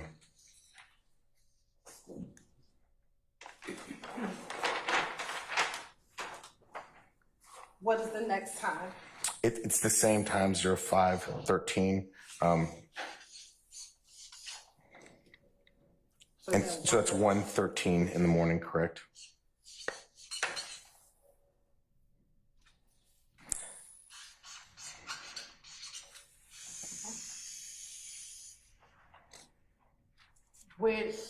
What area did you plot?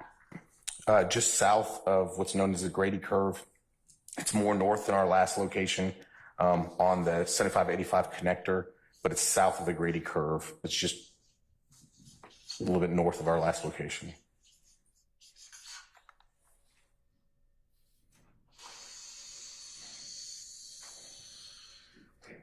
Are you saying the other location is north of this location? That is more north than our last one. So it's from the last one we spoke about, it moved north. Okay.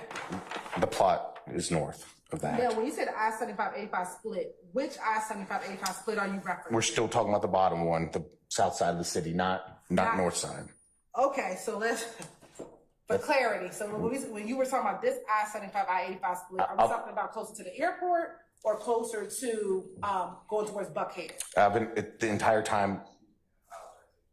Asked and answered, Your Honor. He said it was. Okay, all right, that's, I don't need any speaking objections, gentlemen. I keep telling you all that.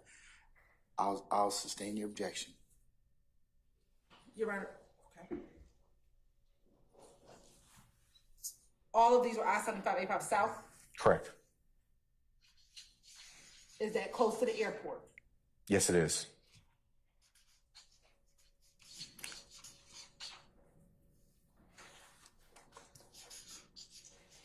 If we're using that as a reference, closer to the airport, yes.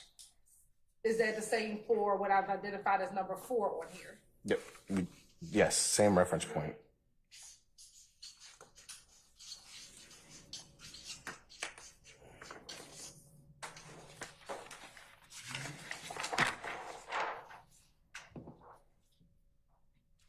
Okay, so when you talk about the graded curve, which is what we're going to apply as number 6.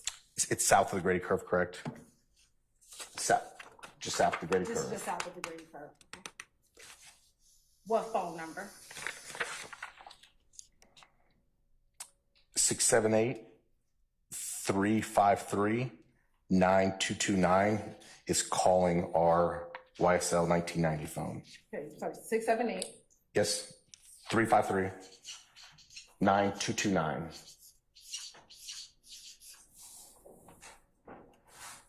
Okay.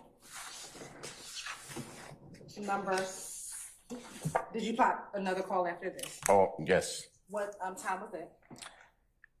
It's 0516, so that's 1:16 a.m. on the 26th.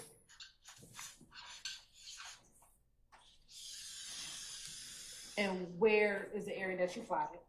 It's it's just west of the I-20, I-75, I-85 connection.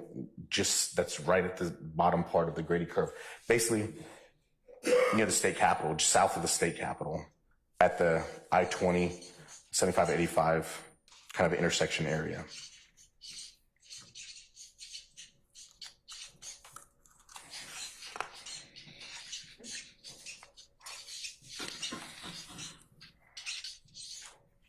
All right.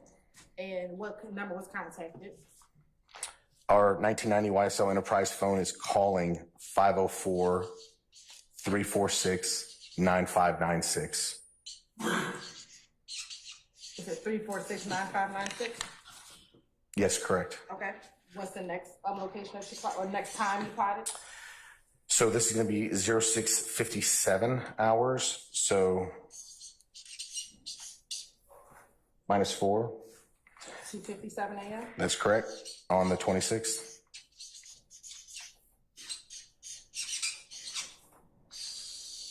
What's the area of this call? So that's going to be kind of west of Georgia Tech. So we're now, if we're looking at a clock, we're now looking at like at 10 o'clock if you were drawing from the center of Atlanta out to northwest of like kind of where we're at now. Just it's western direction from like the Georgia Tech area. I could give you a better reference point if you would like. Yes, please. It's getting into the area of Brady Avenue, the compound.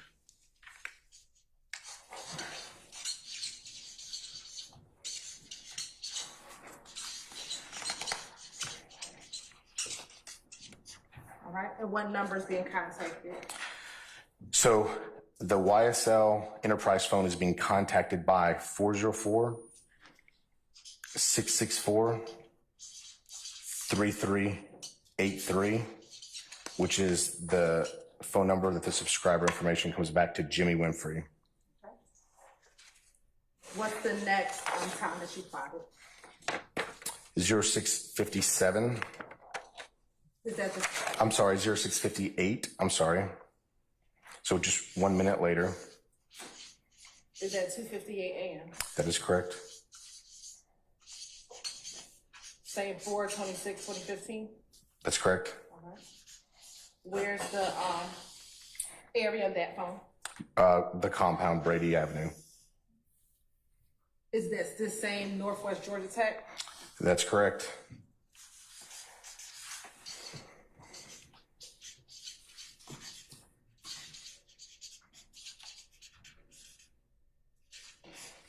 And what's the phone number? So the number calling our YSL phone number is 404-901-5726. All right. What's the next one? It's 0703. So the -4 conversion is 3:03 a.m.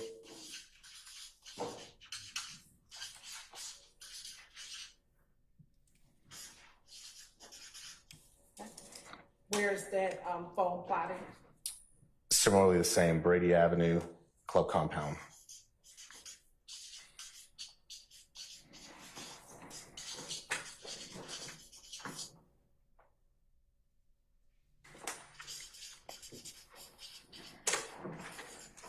And what's the phone number? So the phone number calling our YSL Enterprise phone number is 404-664-3383, which is what we've identified as Jimmy Winfrey.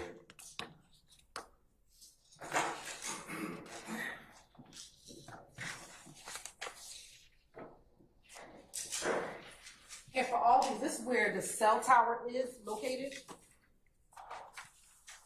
for these plots. Correct.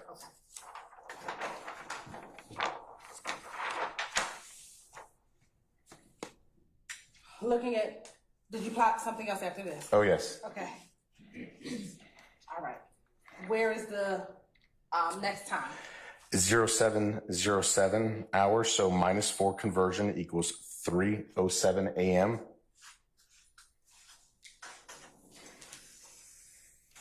What's the location? So it's going a northwestern direction away from our area of Brady Avenue Club Compound, towards going more northwest towards 285.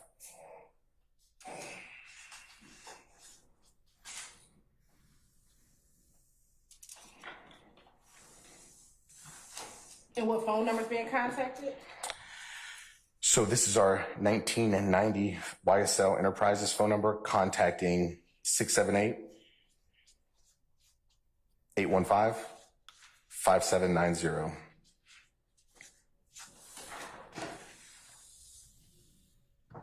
What's the next time that you plotted? 0714 hours. 0714. Correct. Okay. Which equals 3:14 a.m. On 426. on 4/26.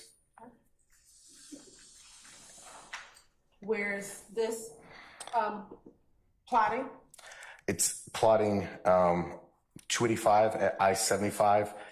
Best reference point is near the Battery Braves Stadium would be my reference point.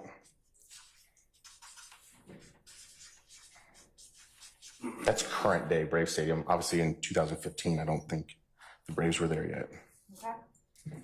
And what's the phone number being contacted? Our 1990 YSL phone number is contacting 404-664-3383 that we've identified as Mr. Jimmy Winfrey's phone number.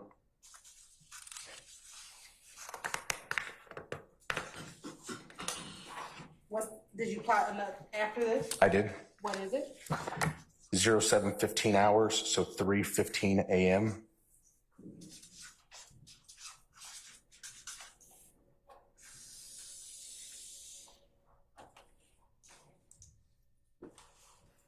Where is the phone? Where did you plot? It's 285 east of I-75, more towards Northside Drive would be my reference point in that direction, general area.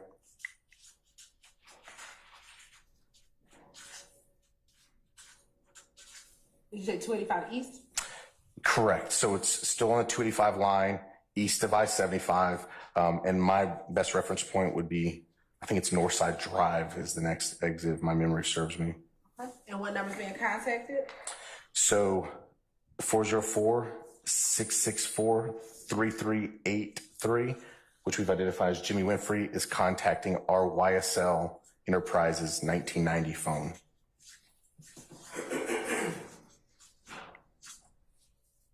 Did you plot after this? I did. What did you plot? 07:16 hours, so 1 minute later, that puts us at 3:16 a.m.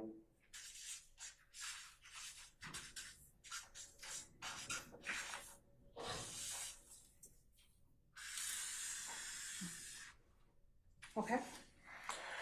So our YSL phone number, oh, I'm sorry, did you want location? Yes, please. I'm sorry, I jumped ahead. We're still on the 285 going eastbound or northbound, however you want to determine it there. And it's further that northeastern direction, going towards 400. And what number is being contacted? So the YSL Enterprise phone number 1990 is contacting 706-351-7742. Okay. Did you plot after this? I did. What is that? 0718, which puts us at 3:18 a.m.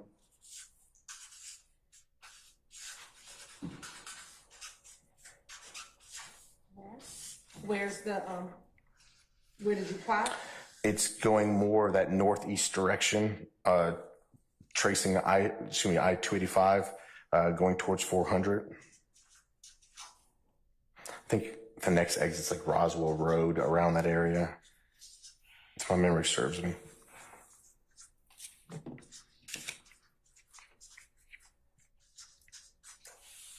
And for the plot before that, is that still in that Roswell Road area, or? Yeah, it's correct. It's just moving more easternly. It's the one before that's on the other side of the Chattahoochee right there. This one is on, the one before that was on the west side of the Chattahoochee. This one's on the east side of Chattahoochee. So we're just moving in that same direction. And when you said Chattahoochee, you mean the river? The river. Okay. What's the phone number being contacted? So on this one, a number is calling into our YSL phone, and it's the 1990, and it's 770-875-2045.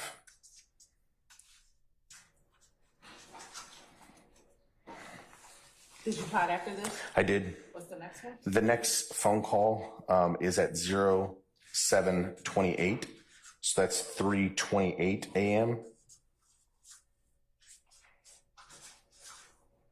Okay. Where is the location of this phone? So we're now on I-75. Basically, I would say in between 285 and the I-75, I-85 connector, kind of right in between. So I would imagine just south of Northside Drive. Without blowing up the map, I'd say just smack dab in the middle.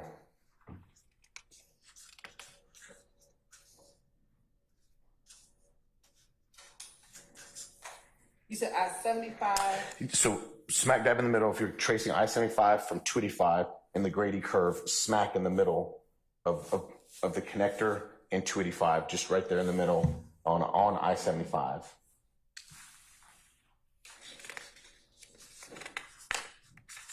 Okay. And what's the phone number? So a phone number is calling into our YSL Enterprise 1990. It's the 706-351-7742.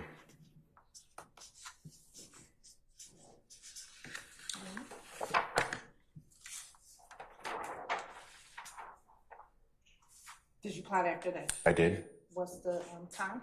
7:36 UTC, so that puts us at 3:36 a.m. Eastern Standard Time.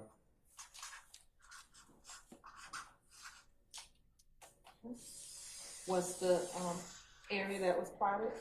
We're now south of the Grady curve at the I-75, I-85 intersection of I-20. We're south of I-20.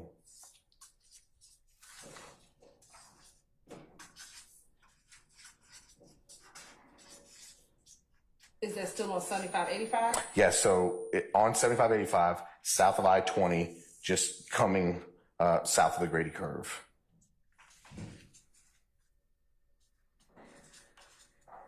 Okay. And what's the phone number? So calling into our YSL cell phone, enterprise cell phone, is the 706-351-7742. Did you plot after that? I did. What's that? So 1 minute later, 7:37 UTC, which is 3:37 a.m. Where was the area that was plotted? Pretty much the same exact area of before. Is that I-75, I-85? Correct. South of I-20. Correct. South of the Grady curve.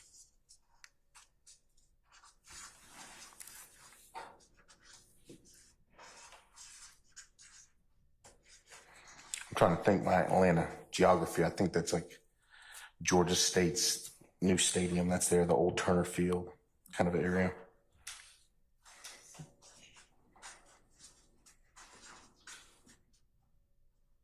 And what's the phone number? So calling into our YSL enterprise phone number is 404-901-5726. Okay. What's the next time?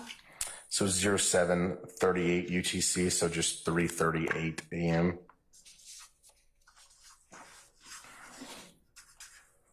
What's the location? So it's south of what we were at before. So it's on the I-75-85 interstate, south of the I-20 and Grady curve.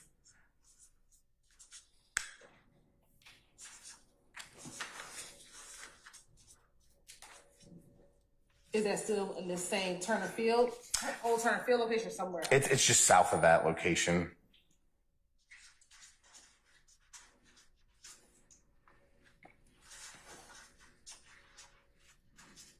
What's the phone number?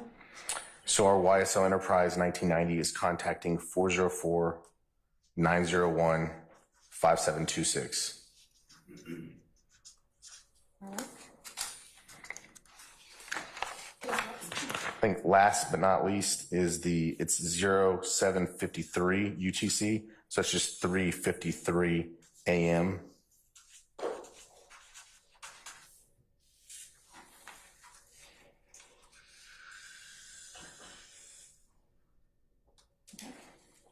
What's the area?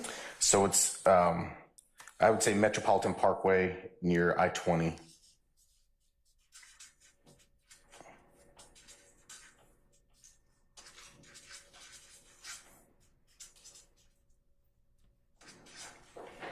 And what's the phone number? So our YSL Enterprise 1990 is contacting 678-815-5790.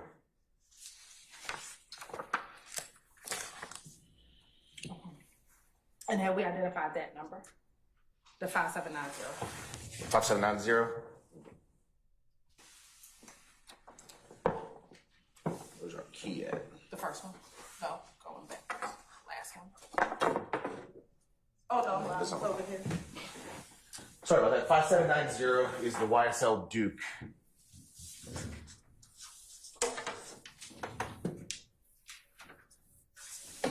Okay. Now, looking at the plots on the 1990 phone, are there any similarities with the route that the 3883 phone took on the night of April 25th, 2015 into the morning of April 26th, 2015? Objection, Your Honor. It calls for speculation on the plot of the film versus the plot of the towers. I'm gonna sustain the objection. Looking at what we charted out yesterday with some of the location areas, did you see any consistency between what we plotted out yesterday with the location areas and what we plotted out today in the location areas? Objection, Your Honor. I sustain the objection. looking at the chart from yesterday, do you see some of the same location names that you identified yesterday? Same objection, Your Honor. I stand the objection.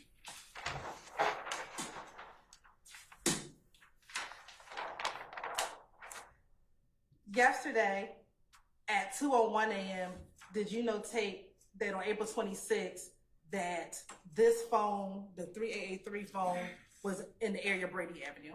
Objection, Your Honor. It calls for speculation. Overruled, sir. I'll sustain as to leading, but I'm not, I'll overrule it as the answer. What time, looking at what we did yesterday, at 2:01 and 3:04, is there a notation regarding Brady Avenue? There is. And at that time, what phone number was being contacted? The 1990 YSL Enterprise phone. And based on yesterday, did you identify a particular area based on this chart that we did yesterday? I did. What was that? So that's Brady Avenue, Club Compound. Okay. Now, looking at what we just discussed,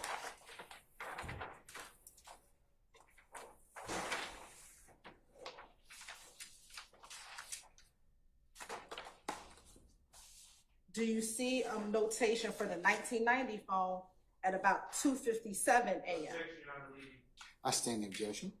Is there a line for 2:57 a.m. on what we just charted out? There is. Okay. And on that same line, is that line number 8? Yes, Okay. On that same line number 8, did you identify a general area? I did. What was that? Objection, Your Honor. May we approach? Sure. Thank you.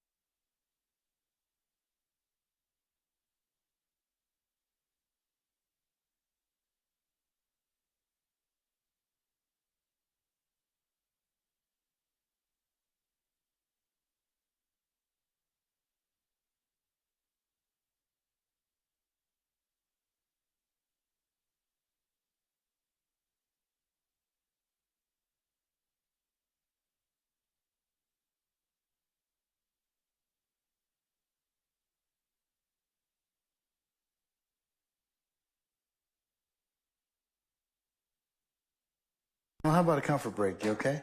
About 10 minutes, maybe? What do you think? All right. Ladies and gentlemen, we're going to take a comfort break, 10 minutes, okay? All right. All rise.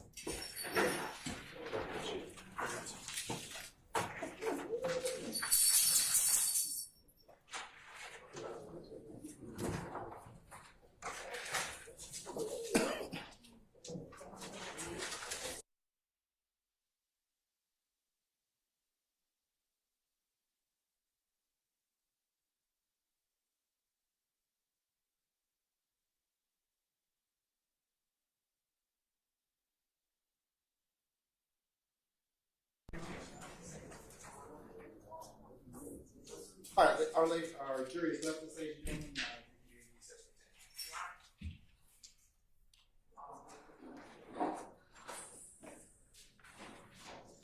My clients and yours and Mr. Adams' occurrence, I was hoping to be for 45 today for the exam.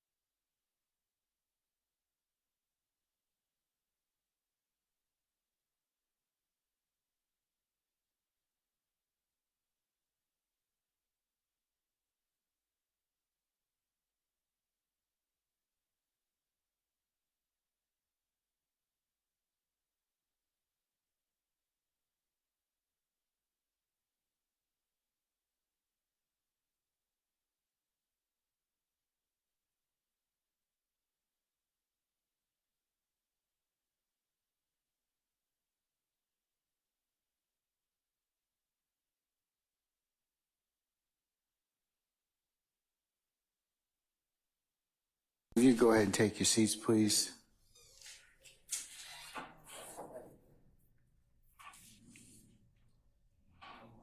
That's Bruce. Everybody here? No, we good. Everybody here? Yes. All right, Sergeant Brown, is everybody here supposed to seated? I'll note for purpose of record, Mr. Sharp wished to be excused. Mr. Botch, you have the con, so to speak. Mr. Stillwell, that's okay with you, sir? Okay, all right. All right, summon our jurors, please, sir. And our witness.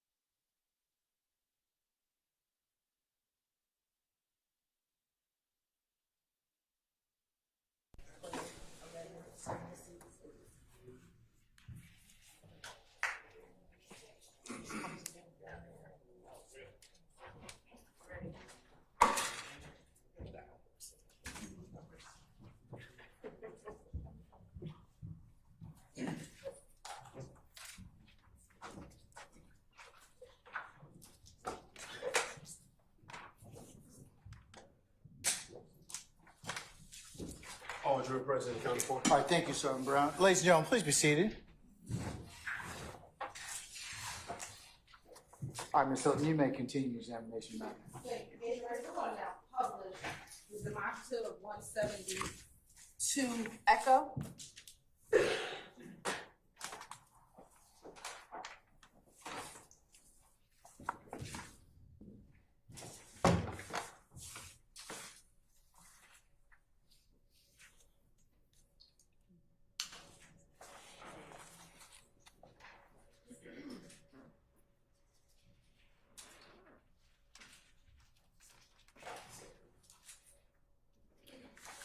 Yeah, sorry.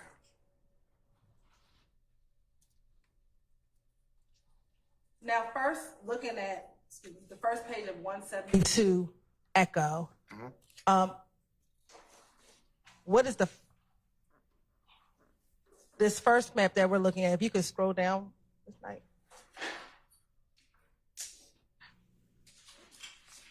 Is that the first, is that a map of the first location that we discussed? This been admitted for demonstrative purposes only? Has it been admitted at all? It's been admitted for demonstrative purposes. I'm checking right now, sir. Hold on 1 second. 190, you said 180 what? No, 172, Your Honor, Echo. Yes, it's been, Mr. Shield, it's been admitted for demonstrative purposes only. Thank you. Now, earlier when you talked about the location, is that where what is at this location? What is at the Penn site? So what's at the Penn site? Yes. So that's the location in which the CDRs direct me to, is the way to say it. Let me ask a more direct question. Is that a cell tower? Yes. Okay. And as we look at the maps and we talked about where you plotted, are you plotting where the cell tower is located? That's correct. Okay. All right. So now looking at the 158, is that the 958 time frame on 4/25/2015? That is correct. All right. And again, in looking at the map, is that similar to what you were speaking of when you said it was I-75 to I-85 split south of the airport, closer to the airport? Correct. We could see the split just below that pin drop. And the airport's, of course, right there. We see that blue airport pin that Google Maps put on it. But yes, that red pin is just north of the 75 to 85 split on the south side of the city. Okay. Now, going up to the next map.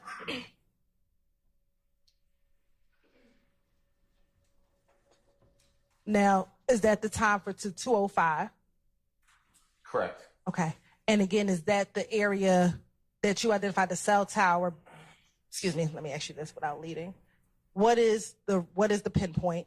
What is the red dot? Excuse me. Red dot's the cell tower location. And is that what you identified here as the Metropolitan Parkway area? Yes. So Metropolitan Parkway is that directly north and south, right to the. So that's going to be the Metropolitan Parkway right there. So we're north of I-75, 85, and that's Metropolitan Parkway right there. So I just identified it as a reference point that it's close to the Metropolitan Parkway.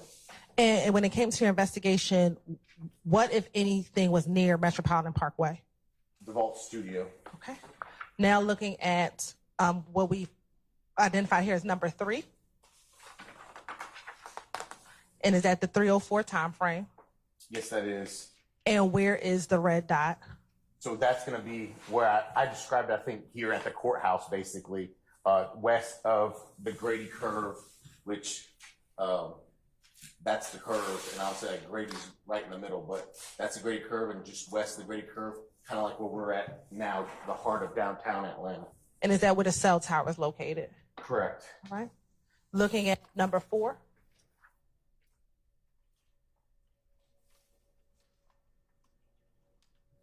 And again, where is the pinpoint and what did you describe? So that's what I described. It's kind of back at that, just north of the I-75, 85 split on the south side. And you can use your stick, or use the stick. So just north of that 75, 85 split, and of course the airport would be like right down here again, but we're just north of that split. And for the record, are you pointing at the screen that is now showing State's Exhibit 172 Echo? That's correct. All right. Now looking at number 5. Yep. Which is the 5:13 time. Mm-hmm. You can describe for sure based on the map what we discussed at that, number 5. Yeah, so that's going to be the 75, as we can see, and the 85 split. And as we described it, kind of near the, so here's the airport, so we're kind of near the airport. And again, that's that 75, 85 split right there. And again, is that where the cell tower is located? That's correct. All right.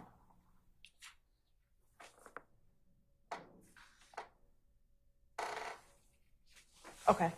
Looking at number 6. Correct.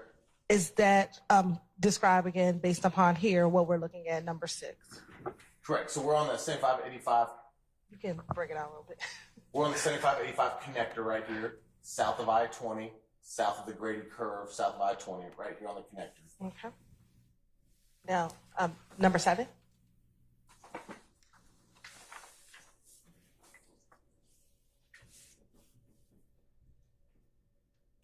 Right here we have a 521. So where is that one located? Oh no, that's 516. I'm sorry. 516, yeah, correct. Okay. All right. What are we looking at here? Sorry. Yeah, so 516, which is going to put us at 1:16 a.m.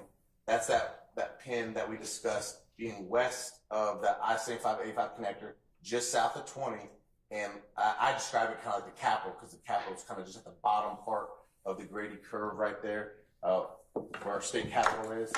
So we're kind of just south of that location as described previously for 7. And again, is this where the cell tower is located? That's correct. All right. Looking at number 8, which is the time at 6:57.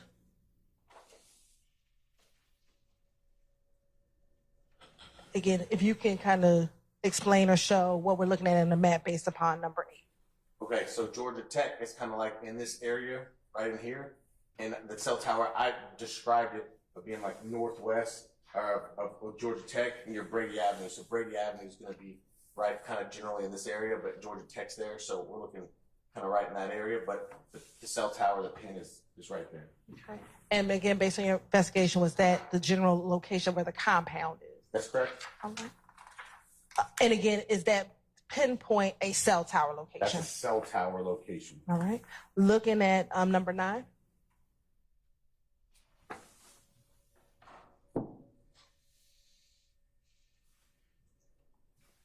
Up, I think. I think they should. Okay. Come down one. Correct. Okay, right here. Okay, now looking at number 9. Yeah, so that's 6:58 UTC, which puts us at 2:58 a.m. I describe it as northwest of Georgia Tech, near the club compound. So that's kind of, that cell site location is closer to club compound Brady Avenue than the previous one. That's that I previously discussed. Okay. And I think you just said it, but again, is that just where the cell tower is located? Cell tower located there. All right, I'm sorry, I flipped it. And now number 10. Sure. So 10 is at 0703 UTC, which puts us at 3:03 a.m. And we're now at the cell tower, kind of like previously described, northwest of Georgia Tech and west of Brady Avenue there. Okay. So based on the records between 257 and 303, the phone it's on 3 different cell towers in that general location, that location. I sustain the objection. Based on between 257 and 303, where are the cell towers located? Overruled, sir. So this cell tower and this cell tower, number 8 and line number 10, those appear to be in that northwestern direction, and this one appears to be compound. So there is at least tower movement, is what we're seeing at the cell phone and the towers. Ms. Hilton, before you pose another question, counsel, can I see you for a second? Don't go anywhere. Don't go anywhere. Don't go anywhere.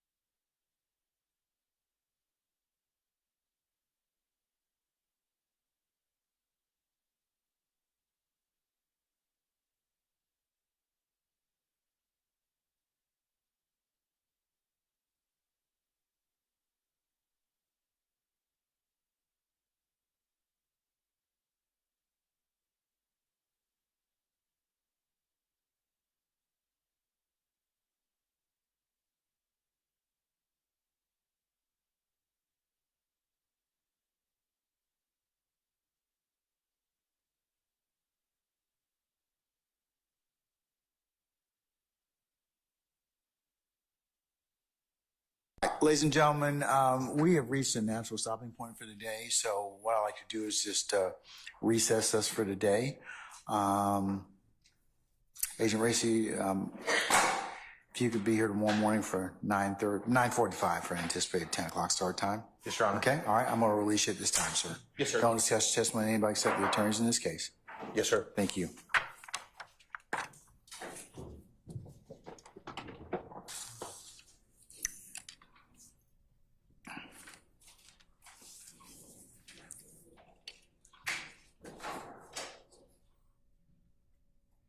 All right, ladies and gentlemen of the jury, any minister inquiry of me?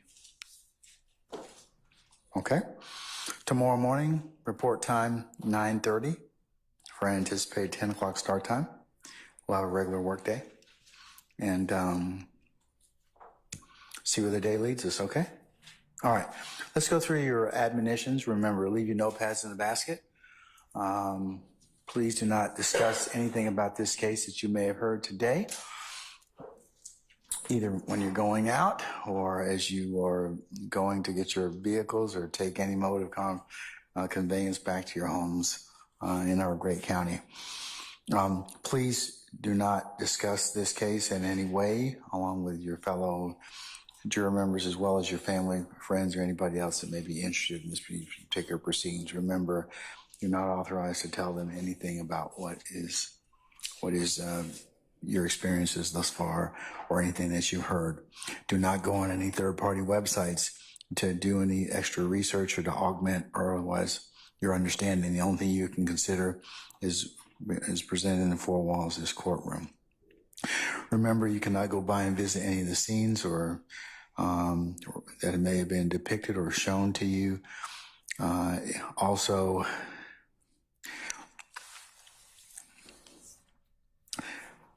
please do not allow for anybody to discuss this case within your presence and hearing. Remember, if anybody should try and discuss this case in your presence or hearing or reach out to you in any way, shape, or form, telephone, email, or otherwise, or in person, you need to let myself and Sergeant Ingram know immediately. And also remember, ladies and gentlemen, it would be a violation of this court's admonitions for you to sit back there and otherwise recap testimony, get a head start, or otherwise discuss or comment or handicap any witness or witnesses that have testified in this case or speculate as to anything else you may hear. You can only consider what is lawfully presented to you within the four walls of this courtroom, and at such time and circumstances, this court will give you directions on how you to begin that process.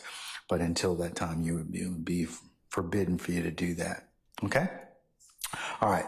Ladies and gentlemen, and the last thing, as usual, and as customary, I end off with is thank you for your patience, and thank you for your continued patience that you're continuing to give. And ladies and gentlemen, unless you have any other questions or inquiry of me, I'll recess you all tomorrow morning for 09:30 for an anticipated 10 o'clock start time, okay? All right. We are checking on your pay, as I told you. That is being submitted. And remember, if you have any issues with that, I can inquire, but let the process take, give a few days. I don't know exactly when they submit these things, but just make sure that if you don't think that you have your enumeration is correct, let me know and I know somebody. We'll check, okay? All right. Okay, unless you have anything else, ladies and gentlemen, we'll see you tomorrow morning for 09:30. All rise.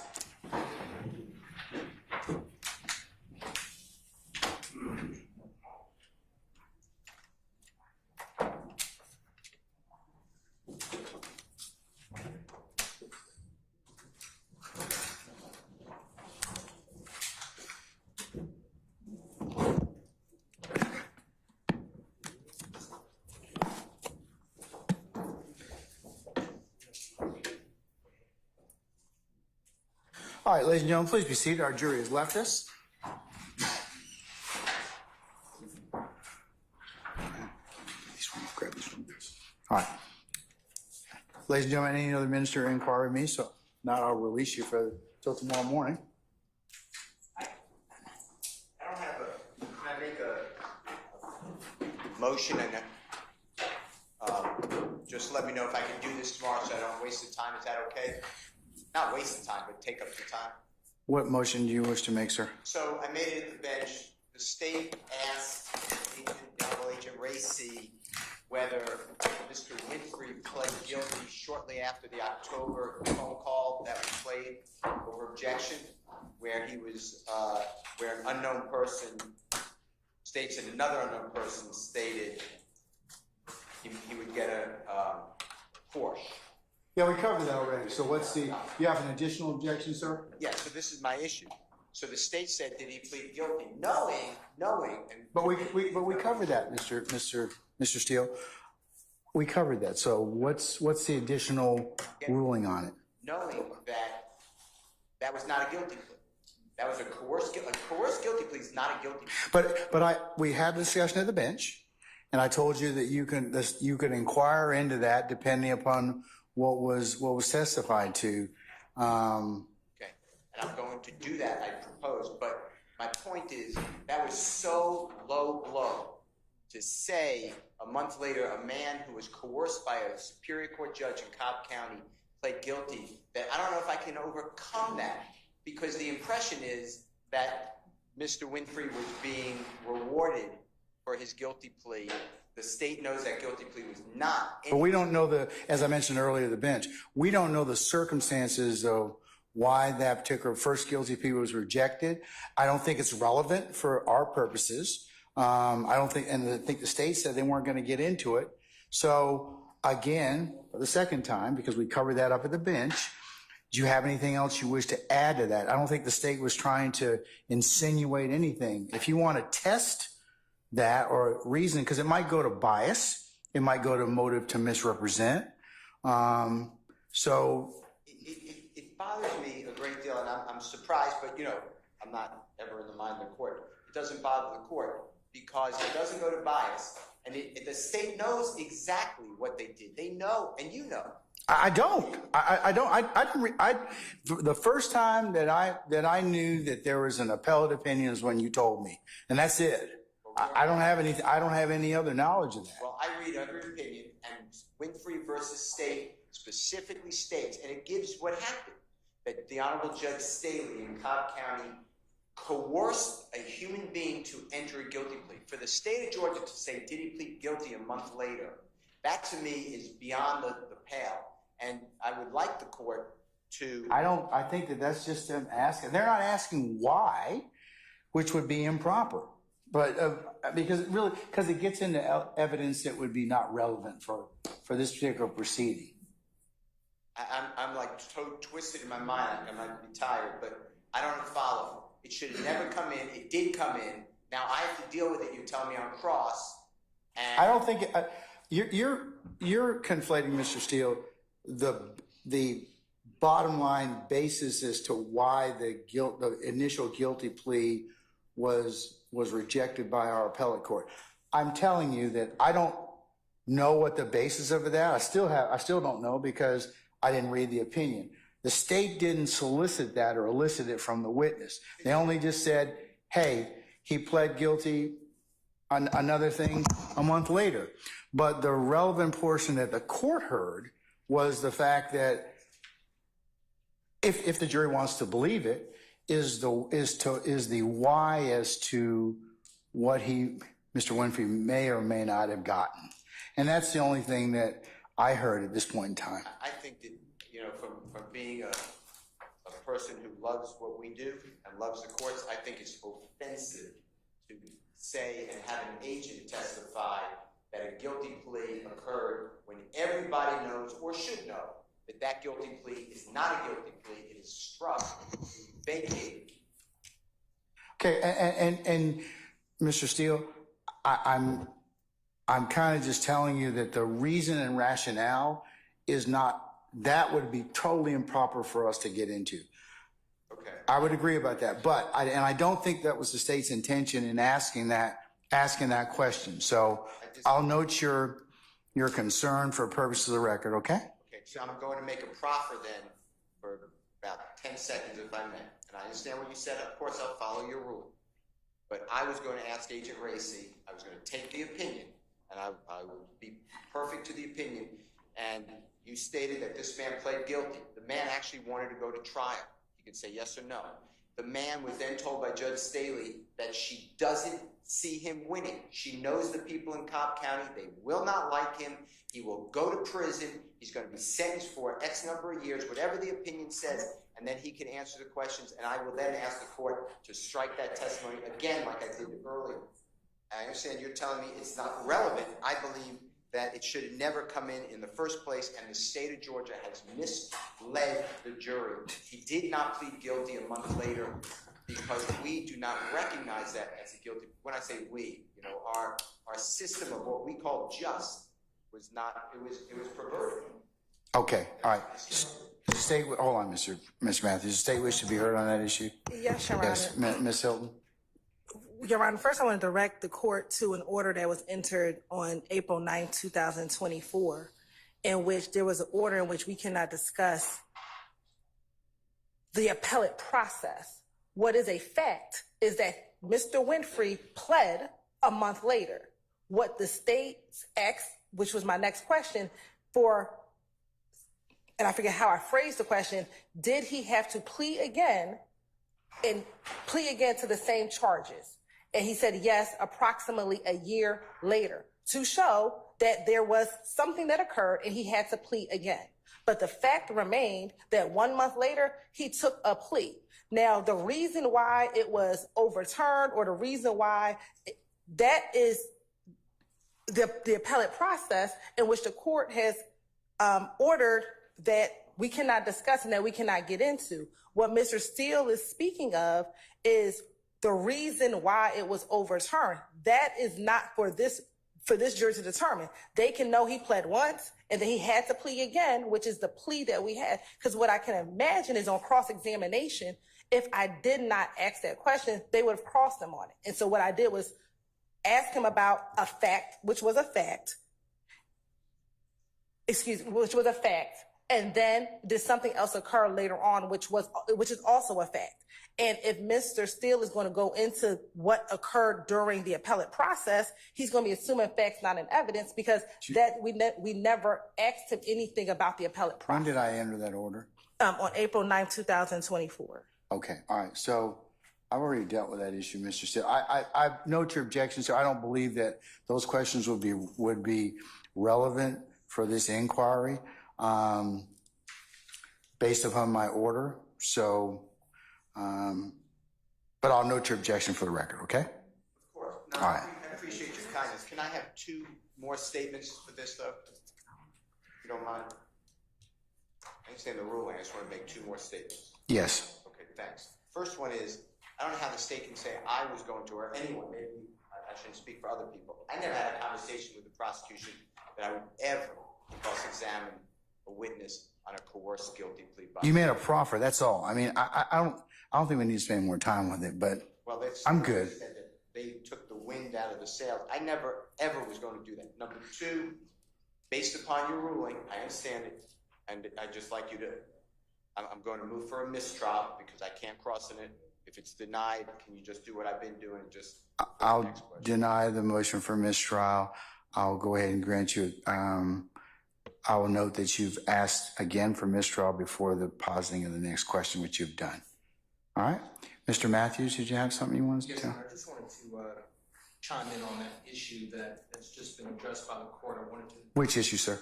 That the Honorable Mr. Steele addressed with the court. Which one? The guilty plea. Okay. Or lack thereof. Okay. So essentially, Your Honor, when the state had Agent Racy on the stand, they started with the jail call. They played the jail call, give you a Porsche and a $250,000. Then they identified this person shot. What did you hear him say? Heard a $250,000, Porsche purchase. What was significant about that call? And then, Your Honor, the state said, now did a month later did Jimmy Winfrey plead guilty? In the testimony, the response was he pled. Mr. Steele made an ask to approach. We approached. He made his points at the bench. After he approached, that's when the state furthered their question and said, hey, did something occur a year later, and did he take another plea? So that was afterwards. So in my mind, Your Honor, that sequence of questioning by the prosecution led the jury to assume and conclude that it was after he heard a $250,000, after he heard that a Porsche was going to be given to him, he pled a month later. And I don't think we can unring that. And again, the Winfrey versus State 304 Georgia 94, what Mr. Steele is saying, which I tend to agree with, is that after that Supreme Court reversed that plea, it was not a plea. It was not a guilty plea on that date when he initially pled a month later, because it was reversed. And it was reversed because the Supreme Court determined that the judge improperly, under Uniform Rules Superior Court 33.5 paragraph A, determined that she improperly involved herself in plea negotiations, and there are a number of quotes, this opportunity is going away. Okay, what does that have to do with the issue of what was just presented? I get it. The guilty plea was faulty for whatever reason. And the state knew that, and they had a responsibility to know that. This is their but we covered that on order on the 9th. We covered that at the bench. Mr. Steele already went through it. Do you have anything new you want to tell me? Just that they, on the 9th, the state knew that. They knew that before they asked that question this morning. Anything else, sir?